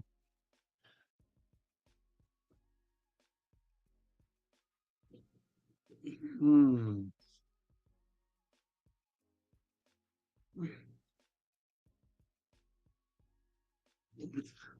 The only ones I've seen with attitude and drive and moxie Raiderism is Bo Nix, but I don't like his gameplay. He's a rough type dude. Dude's already married. Um, he just he reminds me of like Baker Mayfield. That's what he reminds me of. You gotta always got swag like that. So to be a Raider, you just can't sit there and be quiet and nonchalant and just not say shit. You got to be dominant, man. You got to be the talk shit. You say what's up. That's the quarterback I want for us. I seen Jaden Daniels tape, and when he does things good, he's a real humble guy. So that might work. I'm not listening to what Caleb says because I don't listen to idiocy. But I've never heard Drake May even say a word. So Bo Nix sounds like a good Raider, but his gameplay is kind of suspect to me.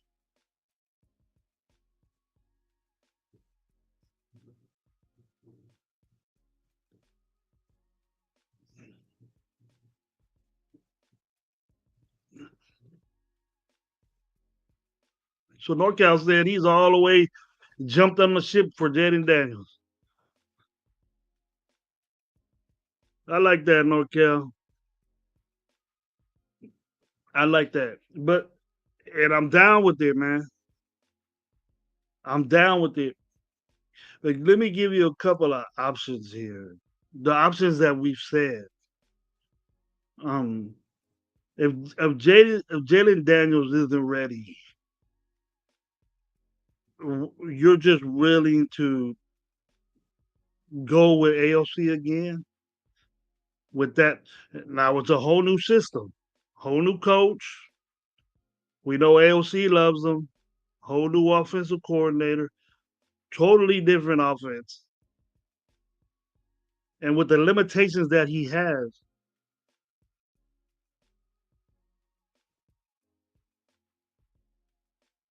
you're gonna take a shot at Jaden Daniels and throw him out there.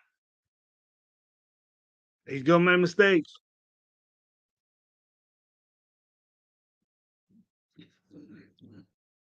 But I want to hear the same things that Jaden Daniels doing.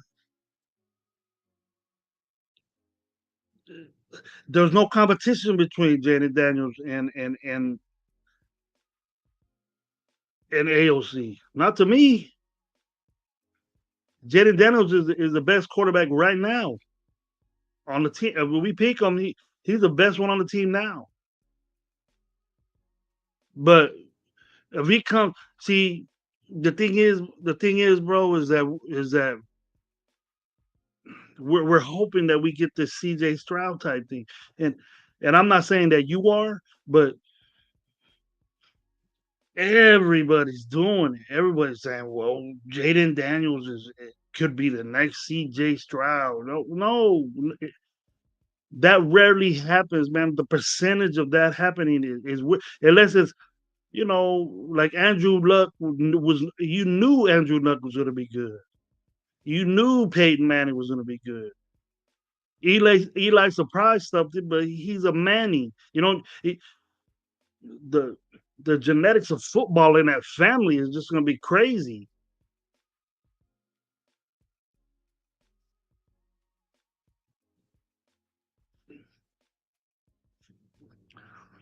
Football wise, football wise, I think that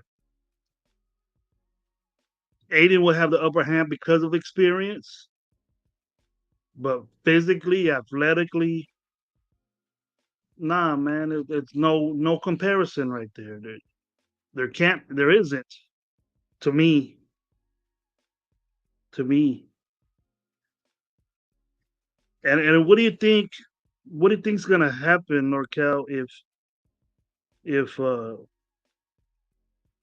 even though Jaden Daniel, it's hard to say if Jaden Daniel does it well, and we moved up to get him. For one, it's gonna look very desperate because we need a quarterback. So that's kind of out of the picture. I shouldn't have said that.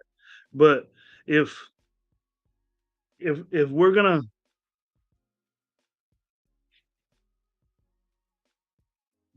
make all these moves, we're gonna lose picks, high draft picks for 3 years. Swapping this one, probably giving them a second, first and two, first and two.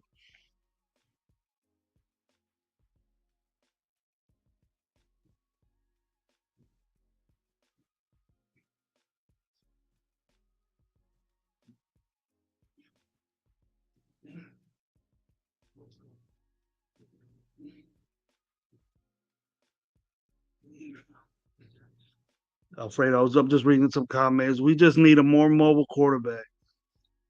So the quarterback running the third down scares the defenses. Yeah. So we need first down guy, not a guy to gain 50 yards, not a guy to even get 1,000 yards rushing. That'd be great.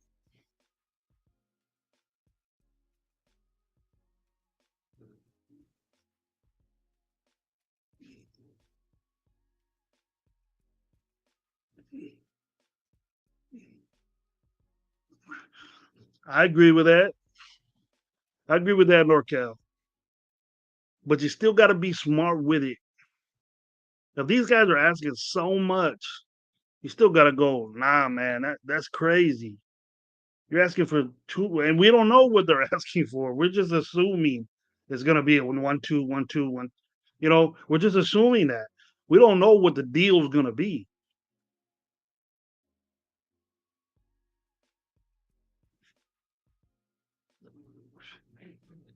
But are you willing to sit a guy down and wait? You see, NorCal, I've heard you say, man, I'm tired of waiting. I want to win now, man. I'm tired of this 8-9, 8-8 shit. Tired of it. Yeah, we won games with AFC. It was nice. But bringing this kid in, and he's not a CJ Stroud type thing. It doesn't. We got a lot of we got a. All I'm saying is that we have a lot of other things to work. You're hearing our right side of our offensive line sucks. You're hearing that we need a defensive tackle. You're hearing that we need a cornerback, a safety. People are in here saying we need wide receivers.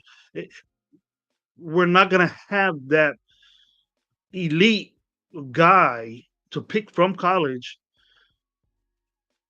in the future to make our team. Yeah, we're going to have our quarterback, but what if we can't put nothing around him like we want to? We could say free agency, but that's money, bro. That's more money than draft picks. What is more value? Younger guy that you can pick higher, or spending a bunch of money on an older guy? I'll develop my guys. We don't know how long AP. We don't know AP's contract.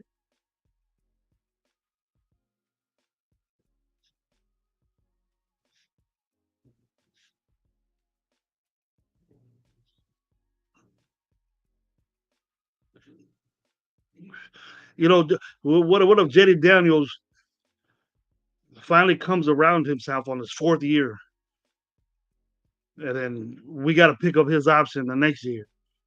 You don't want buku money, man.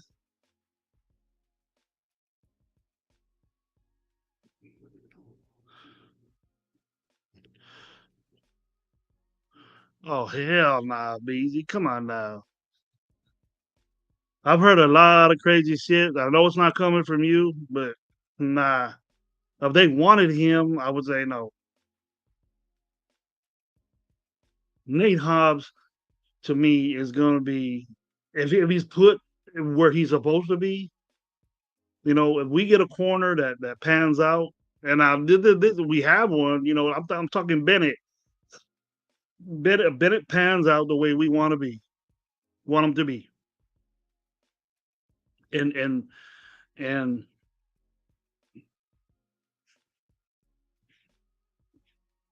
and Hobbs goes back to where he's supposed to be in the slot. It'll be the best. He would be the best. He'll be all pro every year. Borderline. If they ever give it to a corner in the slot, you know, defensive player of the year. He tackles. He knows how to cover the slot. He knows man. He knows zone. He knows the bump. He can stop the run. You got a special player right there that you would want that you cannot give up.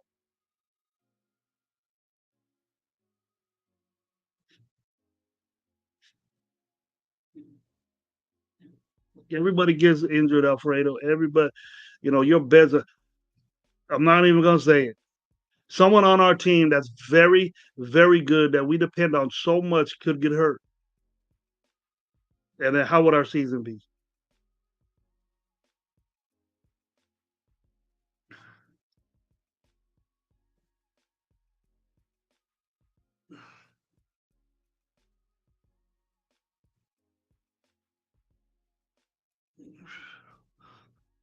But how do we know? How do we know that a franchise quarterback is amongst those three? You got to try it out. We know Hobbs is good.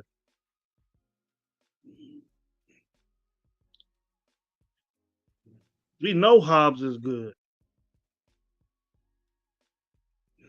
We don't know if Jaden Daniels is going to be a franchise quarterback. We don't know that yet. Charm City, what are we doing with Renfro? You still saying that name, bro? He pretty much gone. I hope he is. You know, that's more money. Yeah, Alfredo. You know who I wanted to say, but I'm not saying it because I'm not. I don't want to bring it into fruition. Renfro to me is. I don't think Renfro's washed up, but you've seen Renfro change, bro. You've seen him. You know, I know he's a good guy, team guy. He's not bitching, not crying. And I know AP wanted to get him involved more, but when we had his opportunities to do that, it was either AOC not giving him the ball.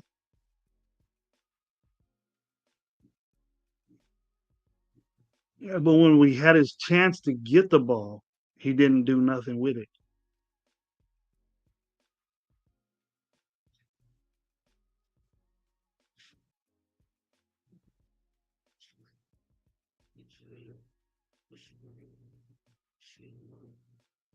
You could think that he pretty much is gonna be released, and we're gonna take that money back of our cap and add it to our space. But if Jaden does hit, then we have a rookie quarterback for 5 years that will give us 5 years to get our shit together and win the Super Bowl with a rookie deal. Fixed. That's what needs to be fixed, in my opinion. It's a good opinion, and then that's what we all want to see happen. I would love to see that happen, NorCal. I'm with you on that, man. I'm with you. I hope it happens, but look at the look at the odds of it being done before and not happening. Now I'm not a guy that's gonna sit here and say, well, this guy wasn't shit. That's why this guy wasn't shit. That's why. But if you're gonna sit here and say, hey, look, Jaden, what if Jaden Daniels hits? That's a big what if, big time what if. But we also gonna say, what if we could have got this guy in 2025, but we don't have that pick? What if we could have got this guy in the second round, 2026? What if we don't have that pick? Now we could do things in late next drafts to get a number one or do something. I don't know, but it's just that. Cash Lord, my dog, what's up, man? Good, man. Glad you're watching. Salute, everybody. Salute, bro. John Leon, what's up? Bearded Raider, what's up? Thank you for being here with me. But NorCal, I understand what you mean. I hear it from Gabe almost every day. Gabe's all in, and Gabe says the same thing to me. But I start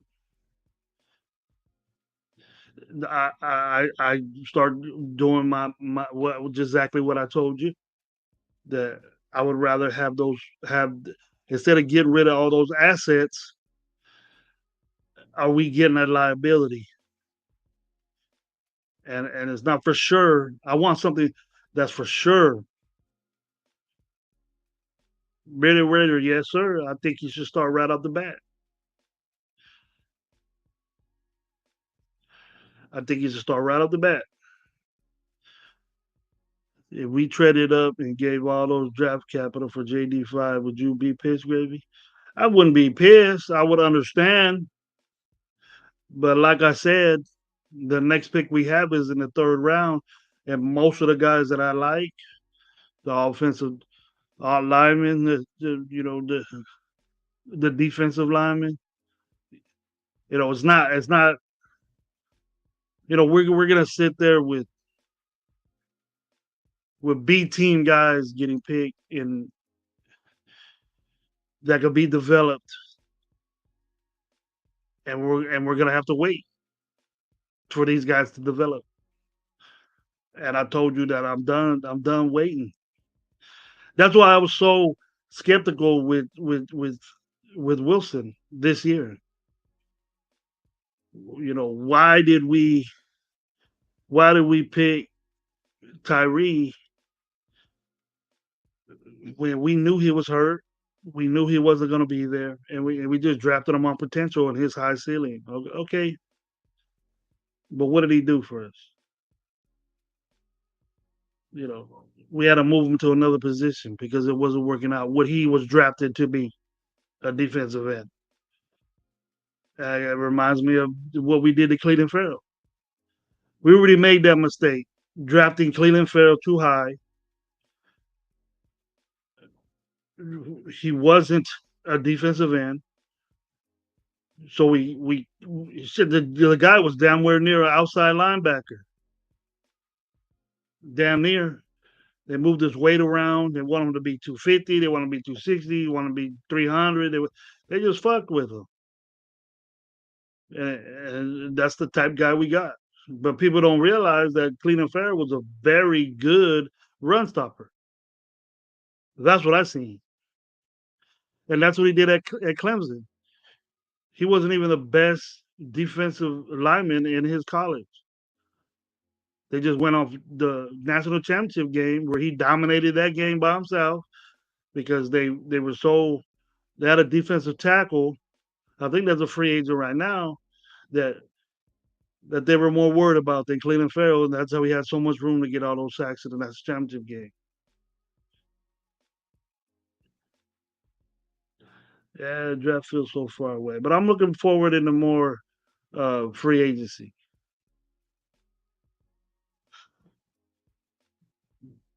Nothing for sure, no, Cal. That's the way it is, man. You gotta get it too, bro. But I'm not gonna, I'm gonna.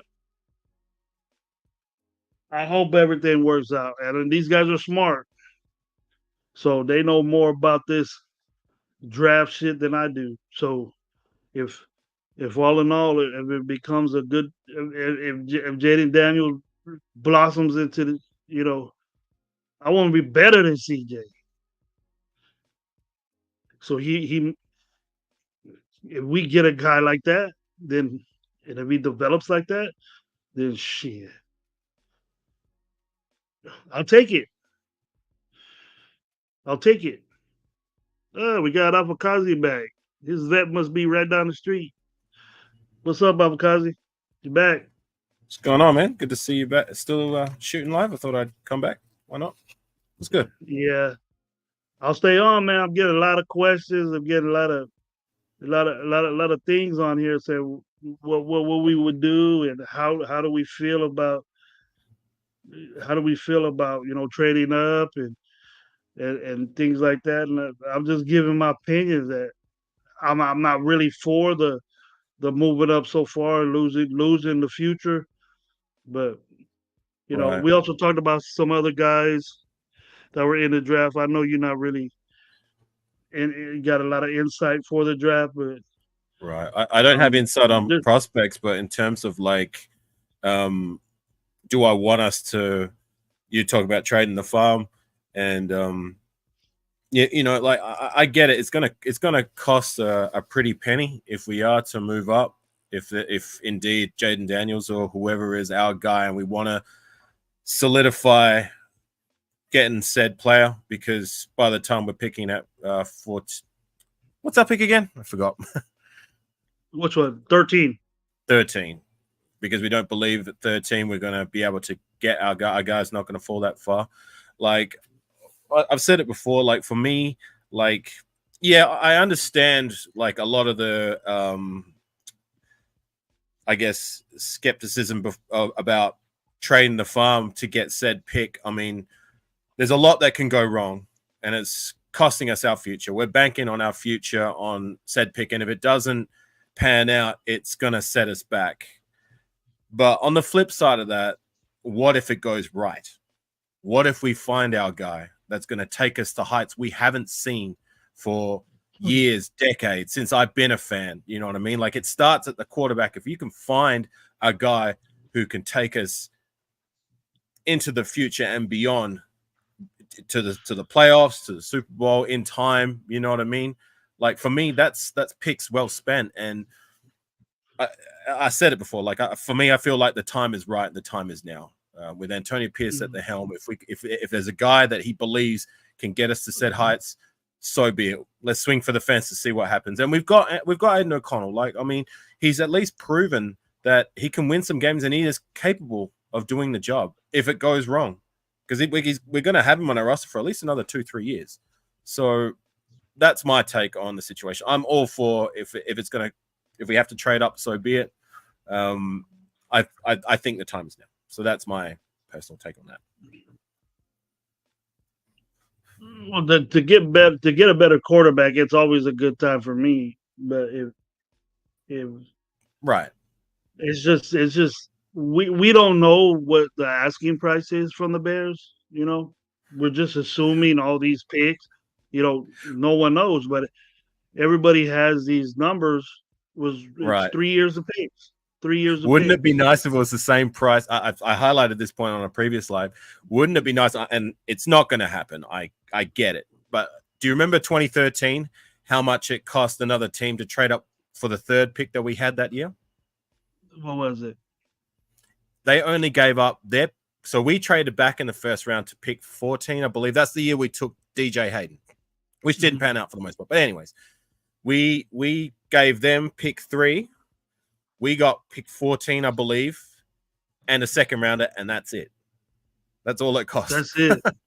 It won't happen. I get it, because the quarterback prospects this year are a lot better than what it was that year. But like, it would be nice, right?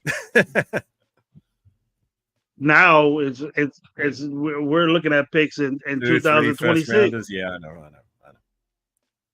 And the Bears basically mugged, or it was burglary what they did to the Carolina last year, you know. So they're gonna probably get better than that. 2 Right. years in a row. So if they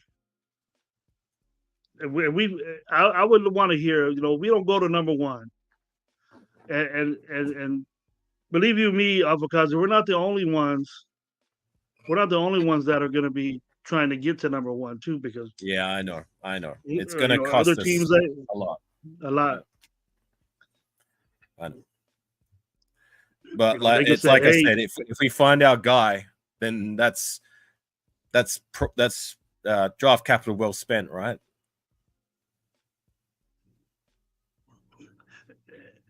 If it's our guy, if it works I don't know. It's we're gonna have a good quarterback, but we're not gonna have the picks to get better around him. Right. We're gonna be how confined is Telesco gonna be just picking from the third round for 3 years? Well, we have been able to hit it out of the ballpark more than we have with our first round selections in recent history. I mean, you know, some of these draft picks, well, a lot of these draft picks haven't worked out for the most part, but we have found guys. I mean, remember Max Crosby was taken what? Where was he? 5th, 4th round, 3rd round? Mm-hmm. I mean, Hunter Renfrow before the last 2 seasons, he was a 5th round guy. Nate Hobbs, we got him in the 4th or 5th. Like, it can happen. We gotta, if we do said trade, we just gotta make sure we get it right with our mid to late, or if we keep our second rounders, it's going to be very important we get it right with those picks if we do trade off our first rounders. Yes. See, that's what I'm worried about. And a pick like this that doesn't pan out can get AP fired, bro. I know he's going to live and die by this trade if we do make the trade. But I'm just saying, like, I get it. We look at what can go wrong, but I also look at what if it goes right. Yeah, you're in a positive part of it. I'm positive with it. If it happens, if we Okay. get the deal to where it's good for us, and Jaden Daniel pans out, and we don't give up, that much, then I'll take it. Right. But there's other options out there, Avakazi. We know we need the right side of the offensive line. Can we do that picking third round for the next 3 years? Jaden Daniels going to need help. Jaden Daniels going to need that offensive line to be packed. We're going to need a defense. Can we hold on to these defensive guys, or can we get better? We're going to have money. We're not going to lose money getting Jaden Daniels. We're just going to lose draft picks. Though people think, oh, as long as we have money, free agents are more expensive than you're just spending more money on the guy. Well, we have found tackles outside of the first round in recent history. I mean, Jared Valdir, remember him? We drafted him. Where was he? Second, third round? He was very good until we got rid of we moved on from him to Donald Penn. And like Thayer Mumford, I believe, is a forgotten man. I believe he's been trending upwards since we got him in there you go, Cashford. He said it. A lot of people don't seem to not talk about him. I'm quite a big advocate of Thayer Mumford, being that like we got him in the 7th round, and I've only seen him progress and show more potential in his first 2 seasons than the likes of guys we've drafted in the 1st round or earlier than the 7th round. You know what I'm saying? Like, yeah. And for him to show as much progression as he's shown, like a 3rd-year leap's not outside of the realm of possibility for him to emerge as that guy on the right tackle side. Because I mean, like, look what he did when he took over as at left tackle when Colt Miller went down. I mean, his pass protection was very good. I mentioned that too. So can he be the guy at right tackle? Hopefully, that'd be fantastic. That would be the best case scenario for me. Mumford emerging as that guy on that right side, and I don't see it being a outside of the realm of possibility, personally. But you have Mumford, and the development of those two, Parham and Mumford. I would throw Parham in there too. Is those development of those two guys? They've gotten better with coaching. With they're in a different situation now. That we got to see what these guys are going to do when we get into a whole different offense. And I'm with you on that. I'm with you on Mumford, and I'm with Parham too. But yeah, if we do that, the priority, we have that already as far as offensive line is concerned. Now, there's another position. What if Spillane? He had a super year last year. We know we need another outside linebacker. I'm not satisfied with Masterson. You know what I mean? And you just can't nitpick and pick a 4th round guy, let him develop, and then start because he's gonna make mistakes. It's gonna be like having another Masterson. So you're gonna keep Masterson around, and then he's gonna do his shit, and then why throw a rookie in there to make mistakes, and then we feel bad about the guy. We're talking about him that he ain't worth a shit, but that he hasn't been developed yet. The development is there with Parham and Mumford. I don't have a problem with that. It's just if there's a tackle out there and there's a lot of tackles in this draft, a lot of because that are very good. And I'm not saying Leatherwood good. I'm saying established flaws aren't there, strengths are there. Just not doing it for Tom Cable.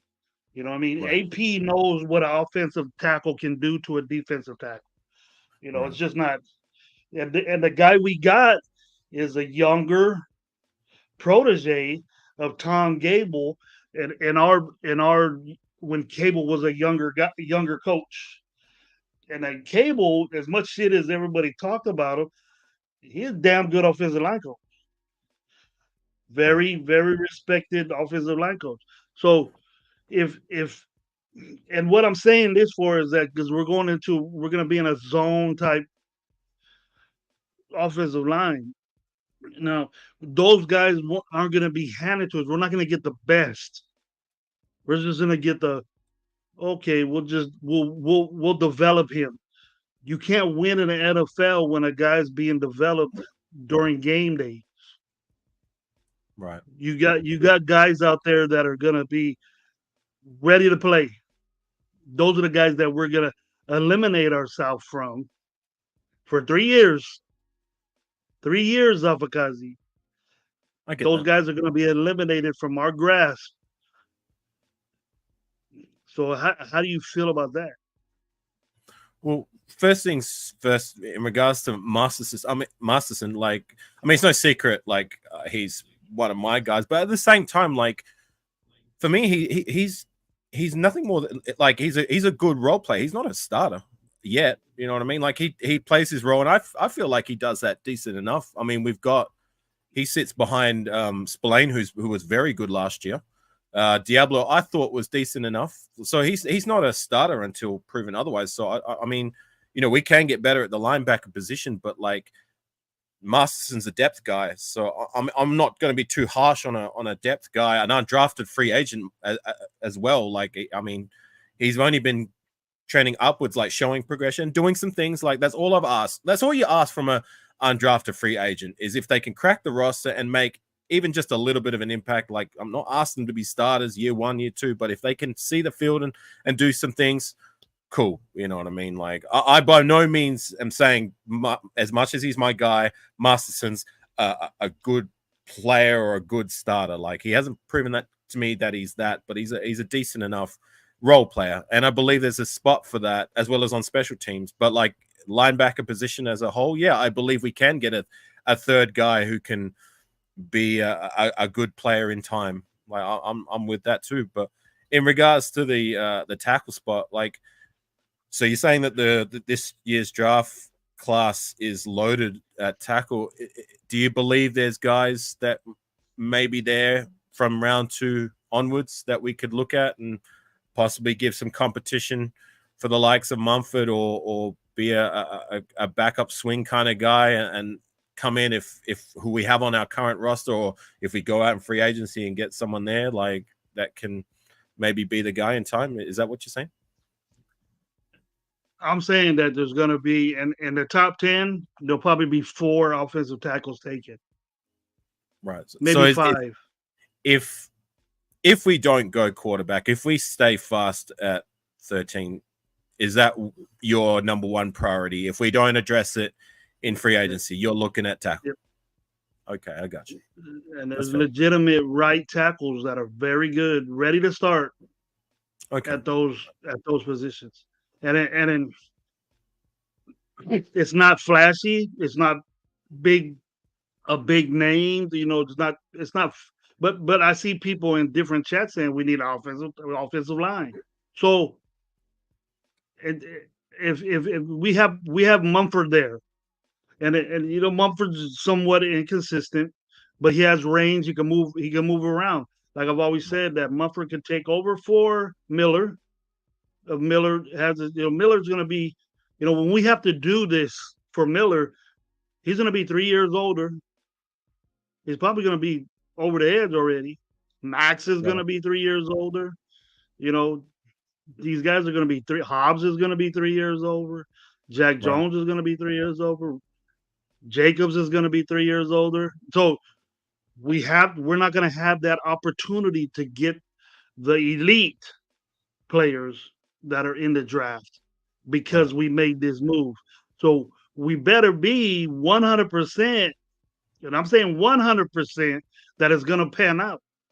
Well, just some positivity to that.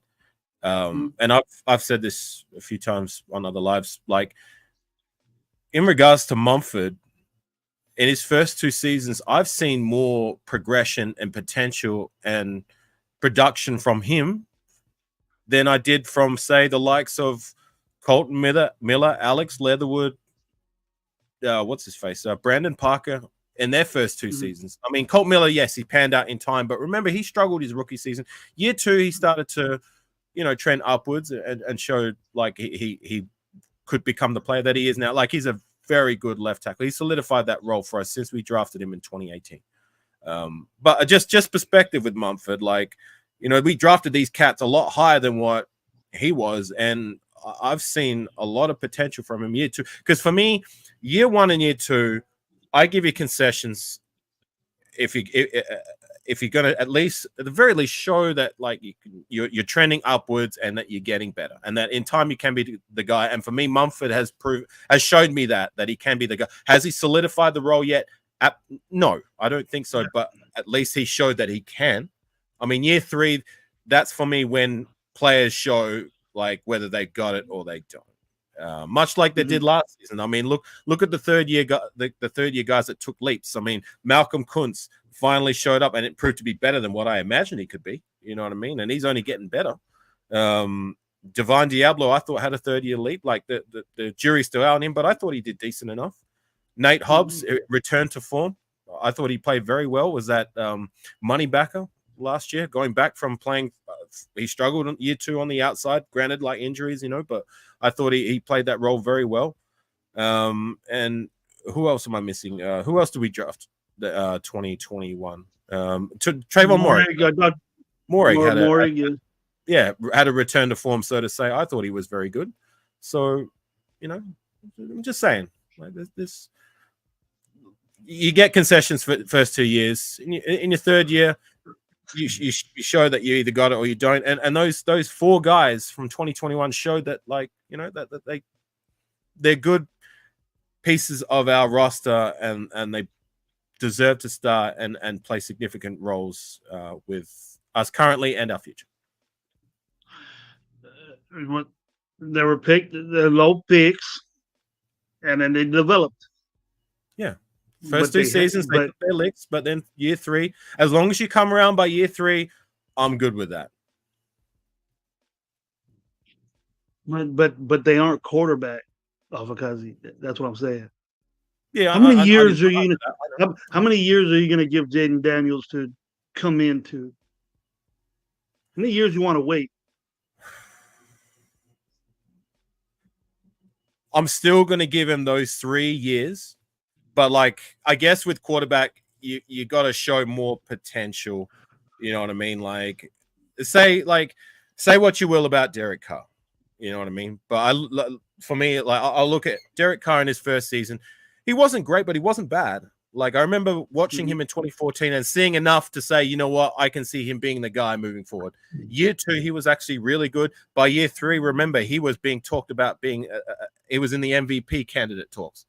2016. That was the year he finally, that was his best year as a Raider, in my personal opinion. So I'm still going to give them that 3 years. But I guess with that said, like, you've got to show potential that, like, you can be the guy in time. Like, I'm not asking you to be an all-pro bowler year 1 still, even if it is quarterback. I mean, if he can be that year 1, fantastic. Like, if he can have like a CJ Stroud kind of rookie season, excellent. If we hit it out of the ballpark right from because that's what you want ideally. Like, that's the ultimate bullseye with your first round draft picks, and that's what we all aim for is a day dot year 1 game changer, like a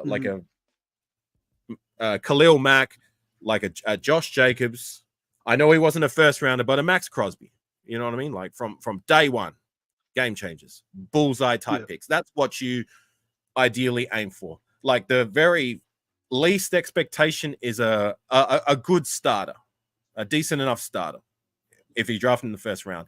Anything less than that is, I'm still going to give you a chance. Like a Tyree Wilson, for example. For me, like, I'm not going to completely throw him under the rug. Like, he's still got time, but like, that's not what you're looking for. A Cleve Farrell type pick, that's not what you're looking for. Alex Leatherwood, that's most definitely not what you're looking for year 1 from a first rounder. But at the very least, like, show potential that you can be the guy in time. And even with quarterback, even though that's the most important position in football, I'm still going to give you that concession.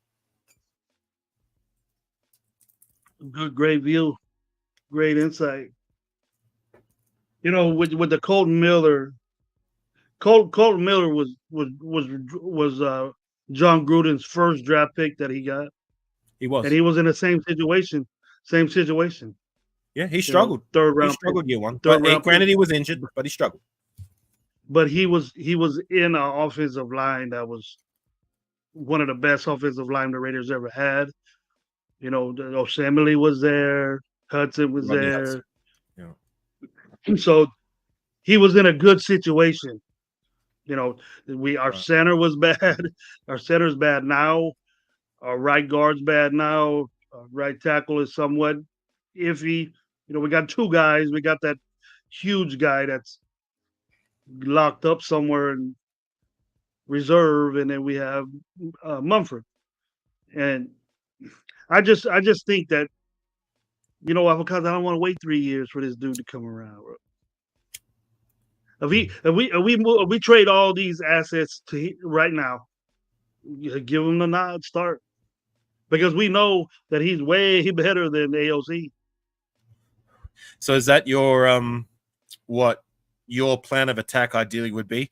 You're not willing to trade up the farm even to for a high risk, high reward kind of deal. You want to stay fast and look at getting a right tackle. Like if you had the reins as a head coach or GM, Yep. that's what. If I put my GM cap on, I would explore that. I would explore that situation with Jaden Daniels, but I'm gonna know that we're not the only ones that are gonna be doing that, and then I know that if I'm gonna give up my future for a kid that needs to develop, that needs to get bigger for one, for what he does, and he can do everything, and he's a solid kid. I understand the story behind him and AP, but if we're gonna put all our rocks in there, the kid has to go in there and start. And I think that's without having, do we? And we know AP loves AOC too. So to me, there's no competition between them. It's either you sit the kid, let him develop, and then start AOC, or whoever you bring in backup in a backup role or something like that. See, my thing was that's why I was bringing up the Wilson scenario.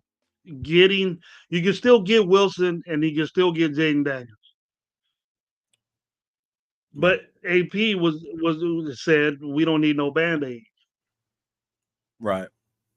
And So from what I see from the free agent market with quarterbacks, I mean, the top of the list is Kirk Cousins, and he's been relatively good for the most part. But I don't know. For me, like I think he's peaked already. I think we've seen the best of Kirk Cousins. I don't believe he's going to trend upwards from here.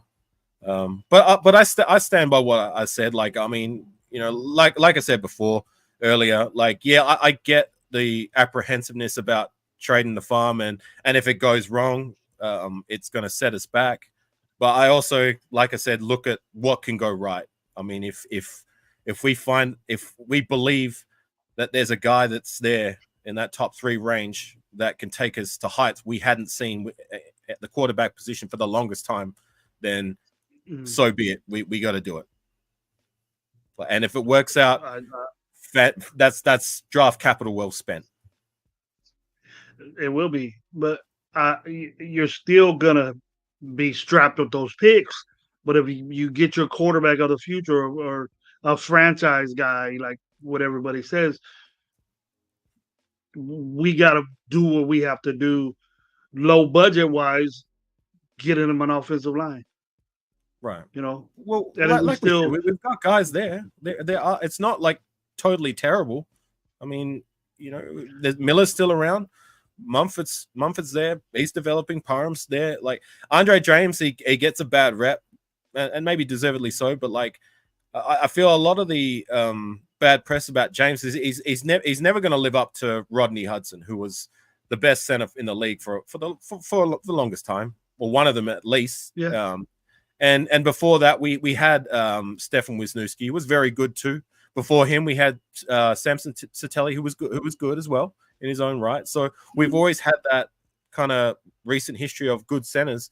So Andre James isn't that, but like I believe he's around that middle to below the middle range, and that can be good enough as long as like the rest of the pieces around him are good, so to say. You know, like, and there's guys there, like I said, you know, Parham, who's been good enough. I wouldn't say he's good / really good yet, but he's showing that he can be good. And Mumford, like Parham's a solid guard.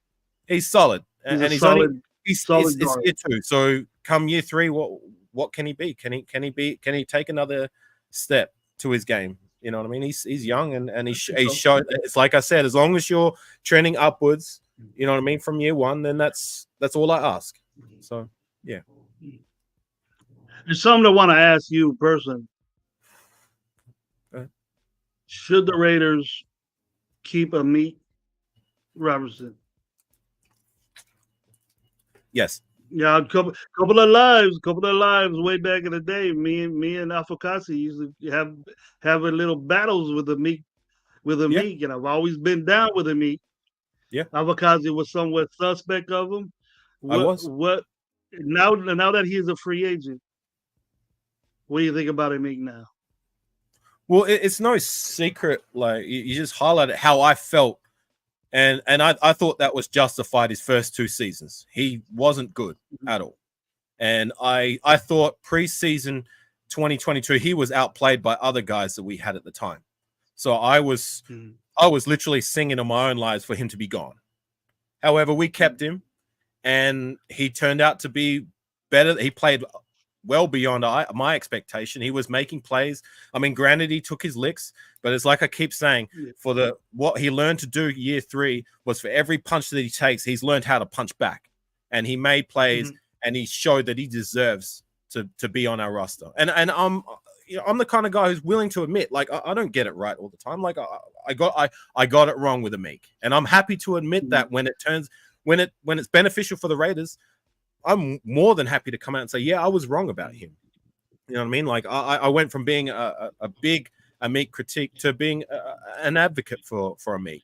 And year 4, it was more of the same. Like he took some licks, he had some bad reps, but for every time he's getting beat, for every bad rep that he has during the game, like he'll come back and he'll make a play, whether it be a pass deflection, whether it be an interception, whether it's a fumble recovery for a touchdown. You know what I'm saying? Like he showed to me that he is what there's people who were saying from year 1 he's a dog. I didn't see it his first 2 seasons. It took me year 3, and it goes back to what I was saying. Year 3 is when you show whether you got it or you don't. Amik, to me, showed year 3 he has it. I don't believe he's a good outside corner, but he's a good role player. He's a good dime kind of guy, nickel kind of guy, and that's all I ask from Amik. So do I think that it warrants us keeping him around? Yes.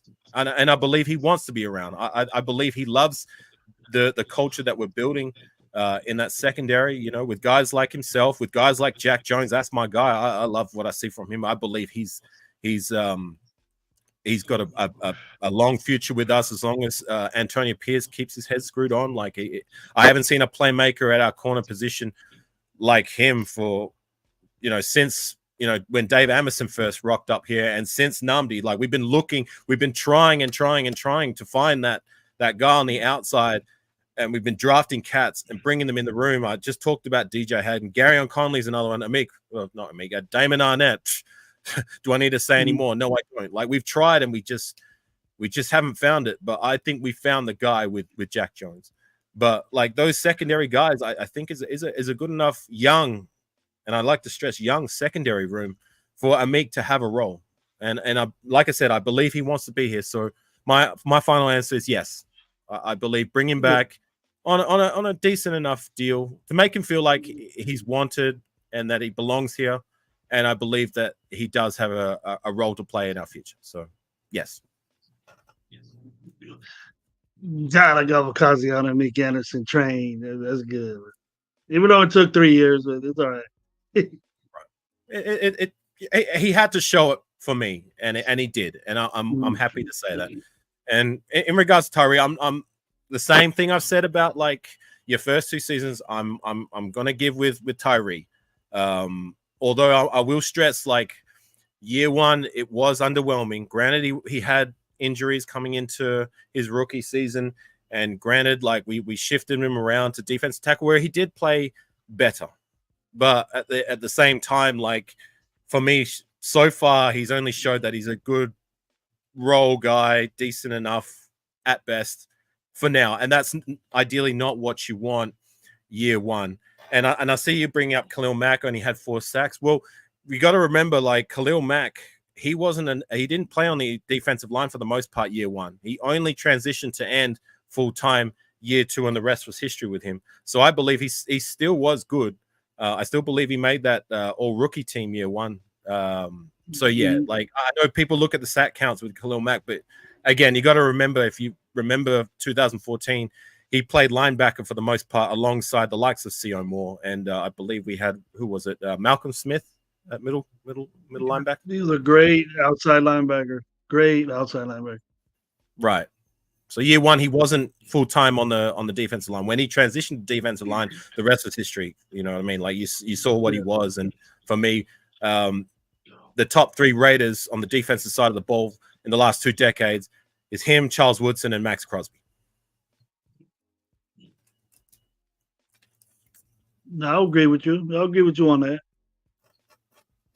We still got one running too, and possibly there could be a Mac coming back. You never know.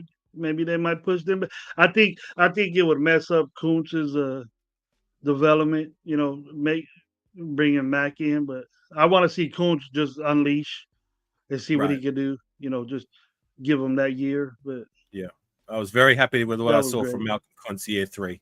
That blew away my expectation. My expectation when we drafted him was to be a rotational end, like a Ben Samayoa kind of guy at best.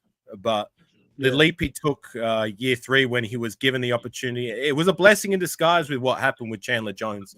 It gave Malcolm Kuntz the opportunity, and I mean, I loved Malcolm Kuntz's effort and motor year 1 and year 2, and even the start of year 3. I never questioned that. You always saw that from Malcolm Kuntz when he saw the field, even though his reps were kind of minimized. But I believe he was in Josh McDaniels' doghouse. I don't believe he was ever Josh McDaniels' guy. And there were certain things that happened that made me come to that conclusion. But when he got further into the season, when he finally found his feet, so to say, like, you saw the impact that he made. And for me, like, to show that he's a good defensive end to partner with Max Crosby, and that he's only going to get better.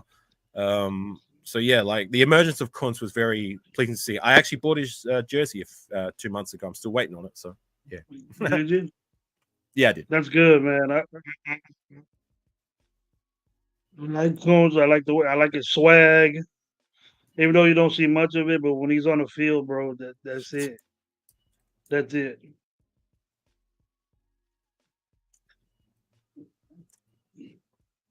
Well, I think me and you, Avocazzi, summed it up pretty good on this show. I want to thank you for coming on again, giving me a second chance to be in your presence. I really appreciate it. And I want to thank the chat for being here. We had a lot of good comments and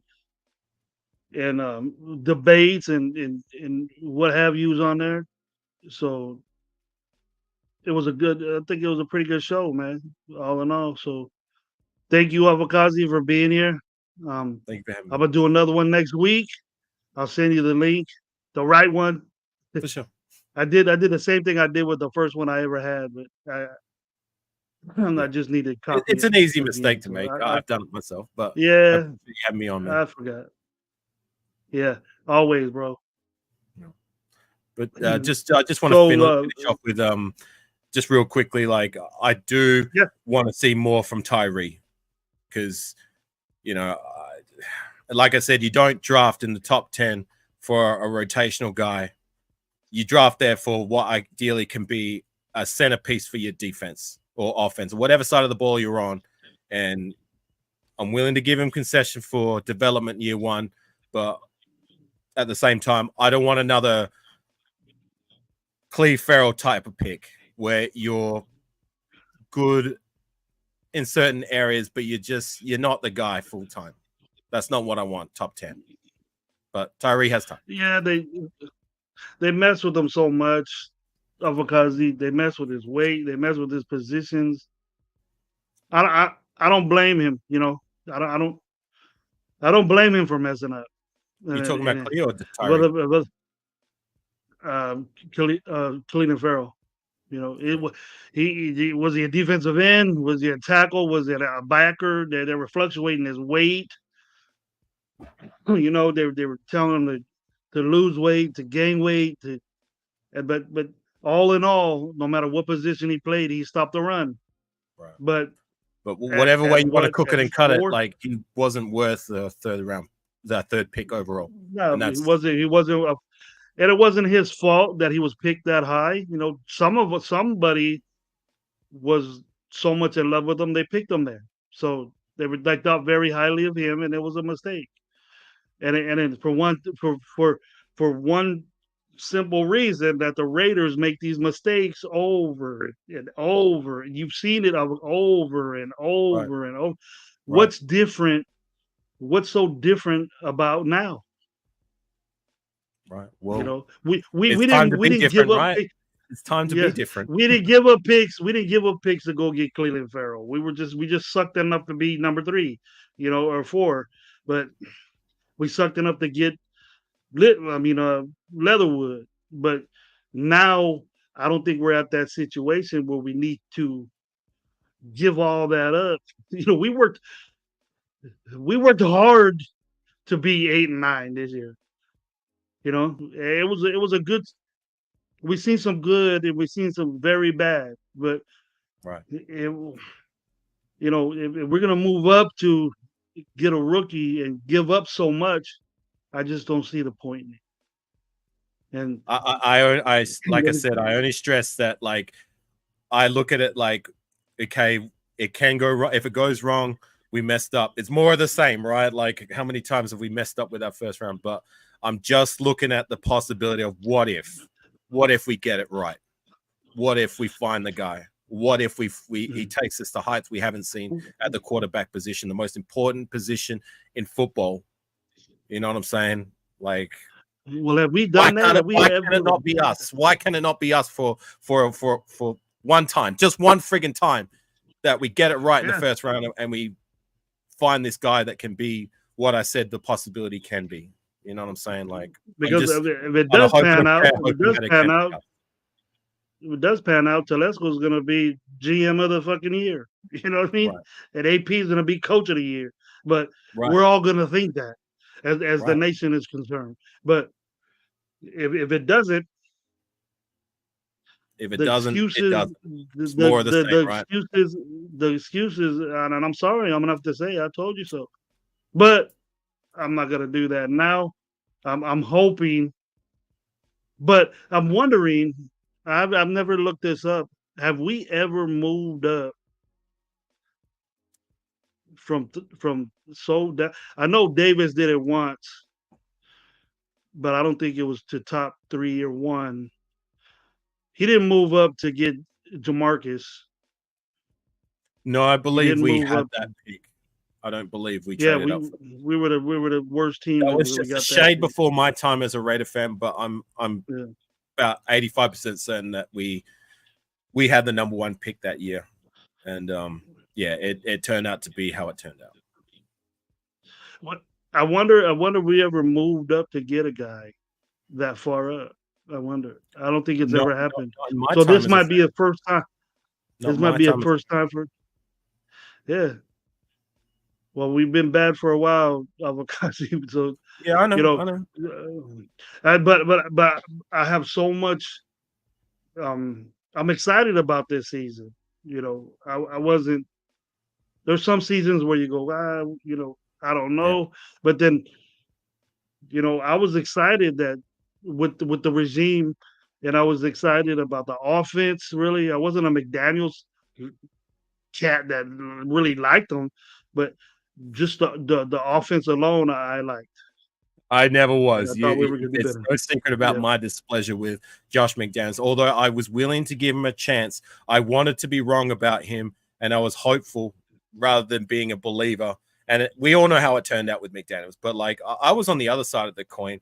Like these last 2 years, like, I mean, I'm always going to look forward to Raider football, but it's night and day how much I'm looking forward to Raider football this year than how I felt the last 2 years. Like, I mean, I said it before last season, and it pains me to say that I was right. Like, I don't say this because I'm proud that I got it right, rather than like, you know, if I'd have got it wrong, if the Raiders were successful, that would have been better. I would have been more happy. I'm more happier to be wrong if it turns out to be beneficial for the Raiders rather than it being detrimental. I said it before the start of last season. I believed it was going to be a rough ride, so buckle up. And unfortunately, it turned out to be that way. You know what I'm saying? We got rid of our head coach within 1.5 seasons of him being at the helm, and it was a disaster. But another blessing in disguise. Like, we may have found our guy, and I believe we have found our guy in Antonio Pierce. Like, it's no secret of mine, the guy. For me, I think we've found our captain of the silver and black seas that's going to take us to the promised land and beyond. And I'm willing to bet my Raider fandom on that. You know what I mean? Like, I believe he is the guy that's going to return us to glory. And I'm not asking him to get us there year one. I'm not saying he's going to do this, that, and the third year one. But I believe in time he's going to get us where we need to be. And I truly believe that in my heart right here, that he's the guy. Mm-hmm. Bank on it. I believe it too. I believe it too. Hey, Avakazi, you got anything coming up as far as shows? I know you had a great show with Radio Joe and all that. You got any of those coming up? Are you gonna get back? We're gonna see you on the scene anymore or anything like that? Pump. Let us know. Let us know the schedule or anything like that. But well, I appreciate you giving me the opportunity to do so. So, you know, I see all the names in the chat. They for the most part, I see them all in my feed. But if you don't, I do have my show with the Raiders World Order with Raider Joe. Shout out to Raider Joe, another Fresno guy. On 6, that's my guy. I love that guy. Us three get together usually Monday afternoons, 6 p.m.s usually. About 5-6 p.m. Pacific is usually our time slot, because it doesn't clash with anybody else. I haven't done a show of late. I was going to get live next Monday for you, but my dog's got some issues at the moment, so I've got to take it back to the vet come Monday afternoon your time. So it might have to wait a week after that. We're going to be doing a draft revisit from 2021, because I like to do that after 3 years, is go back and look at how the draft picks went, because I believe it's unfair to grade drafts in the first 2 seasons. It's like I said, after 3 seasons, that's when you know what you have. They either got it for the most part or they don't. So that's what our next show's topic is going to be. We're going to give out some grades for the 2021 draft class. That was a class where we drafted Leatherwood, Diablo, Morig, Kuntz, Hobbs. We just finished talking about them. Remember, we drafted Tyree Gillespie that year. He was supposed to be the next coming of the great safety. He got a lot of hype, didn't do nothing. And Jimmy Morrissey, I don't know if you guys remember him, but he was a center that we drafted in the 7th round. Shouldn't have got rid of him. We shouldn't have got rid of that guy. I didn't want us to get rid of him either. I had good reviews from his preseason that particular year. But what we tried to do, because I think that was Andre James's first year, and we pegged for him to take a guy from Ron Hudson. So we tried to stash Jimmy Morrissey on the practice squad, and I didn't believe he was going to make it. I thought he was going to get snapped up, and sure enough, he did. I think he went to one day. Started one day he was gone. Yeah, I thought as much. I thought that would happen, but you know, I'm not going to cry spilt milk over Jimmy Morrissey. But yeah, you know, it would have been nice to keep him, but whatever. But anyways, that's going to be the topic of discussion for my next live, as well as when free agency comes around. We're going to get a bit more active in the draft, but that's my side of the fence. So I appreciate you giving me the chance to share that, as well as we've been doing retro gaming. Me and my guy Raider Critique. We've been playing Tecmo Super Bowl on my channel. So if you like your, how'd you do in that tournament? How'd you do in your Tecmo Ball tournament? Who won that? You ended up winning, huh? You beat the critique, huh? Yeah, I beat Critique. I had been practicing on the Tecmo Super Bowl 3, so that's the one we've been playing. He's been a lifelong Tecmo Super Bowl player from the NES days, whereas I never played Tecmo Super Bowl on the original NES. So I got on the emulation and practiced with number 3, and then we had a best of 3, and I lost game 1, and then I won game 2 and game 3. So we had a jersey bet riding on our best of 3 series, but. Yeah, so he's going to get me a jersey as my reward. Happy days. I dig critique, man. I know his schedule's kind of tough, and our schedules mix up. But man, I love talking to that guy. He has so much enthusiasm and drive and stuff. And he's a The good truth dude. with intensity, right? Yeah, he's even rowdy in fantasy, bro. He was on our fantasy league that I'm throwing. It's gonna be coming up again. So you remember my team, Generation of Talents? Avocado, I remember that team. Avocado, you're gonna be on it next year, and you get to pick your own guys, bro. Okay? Right, I'll sign my first free agent will be your favorite running back of all time. Which one's that one? Come on, Gravy. We just talked about this in the last live we shared. But I told one guy, and I shouldn't have because he plays fantasy with us, who I'm gonna pick number 1. But he goes, "Oh, now I know." But yeah. So there's no way around it. I'm going to be the guy just for you, Gravy. Yeah, I'm never gonna give him up ever. I gave him up 2 years in a row, and I've always regretted it. So I'm not gonna do it anymore. I don't care if he gets hurt. I'm still gonna keep him. Who is this player you're talking about? I can't tell you. I ain't telling you because I already told somebody. Hey, fantasy is getting such at a high level that you can't give up your little. You can't get your little thoughts and stuff like that. So I only play it casually because it's not usually my jam. Well, you get to pick your own team. You get to pick your own team, and we got to get that ring off Twan because he had an hour show. Represent this Twan. Shout out to Twan for winning it. For somebody that said, I don't know nothing about fantasy, he sure dominated the league, didn't he? Right. I usually don't get into the fantasy being that, like, for me, if you want to play fantasy football properly and put your true mind and heart to it, you are going to need to pick players that you may not like for teams that you most definitely do not like. And for me, I don't like to be given any reason to root for anybody that I don't like or that's playing for teams that I most certainly don't like and wanting them to produce just for the sake of my fantasy football team. For me, that's detrimental to my Raiders. So that's why I usually don't take fantasy football seriously. But each to their own. So, yeah. It's fun. It's fun. I was on 5 leagues last year.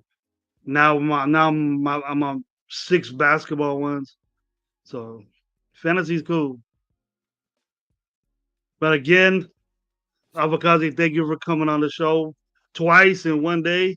I don't know if it's ever happened, but thank you very much for being on. Thank you to the chat. If you got the info for Alfakazi, subscribe to his show. Just subscribe to him. Subscribe to Coach Gravy over Raider Nation Live.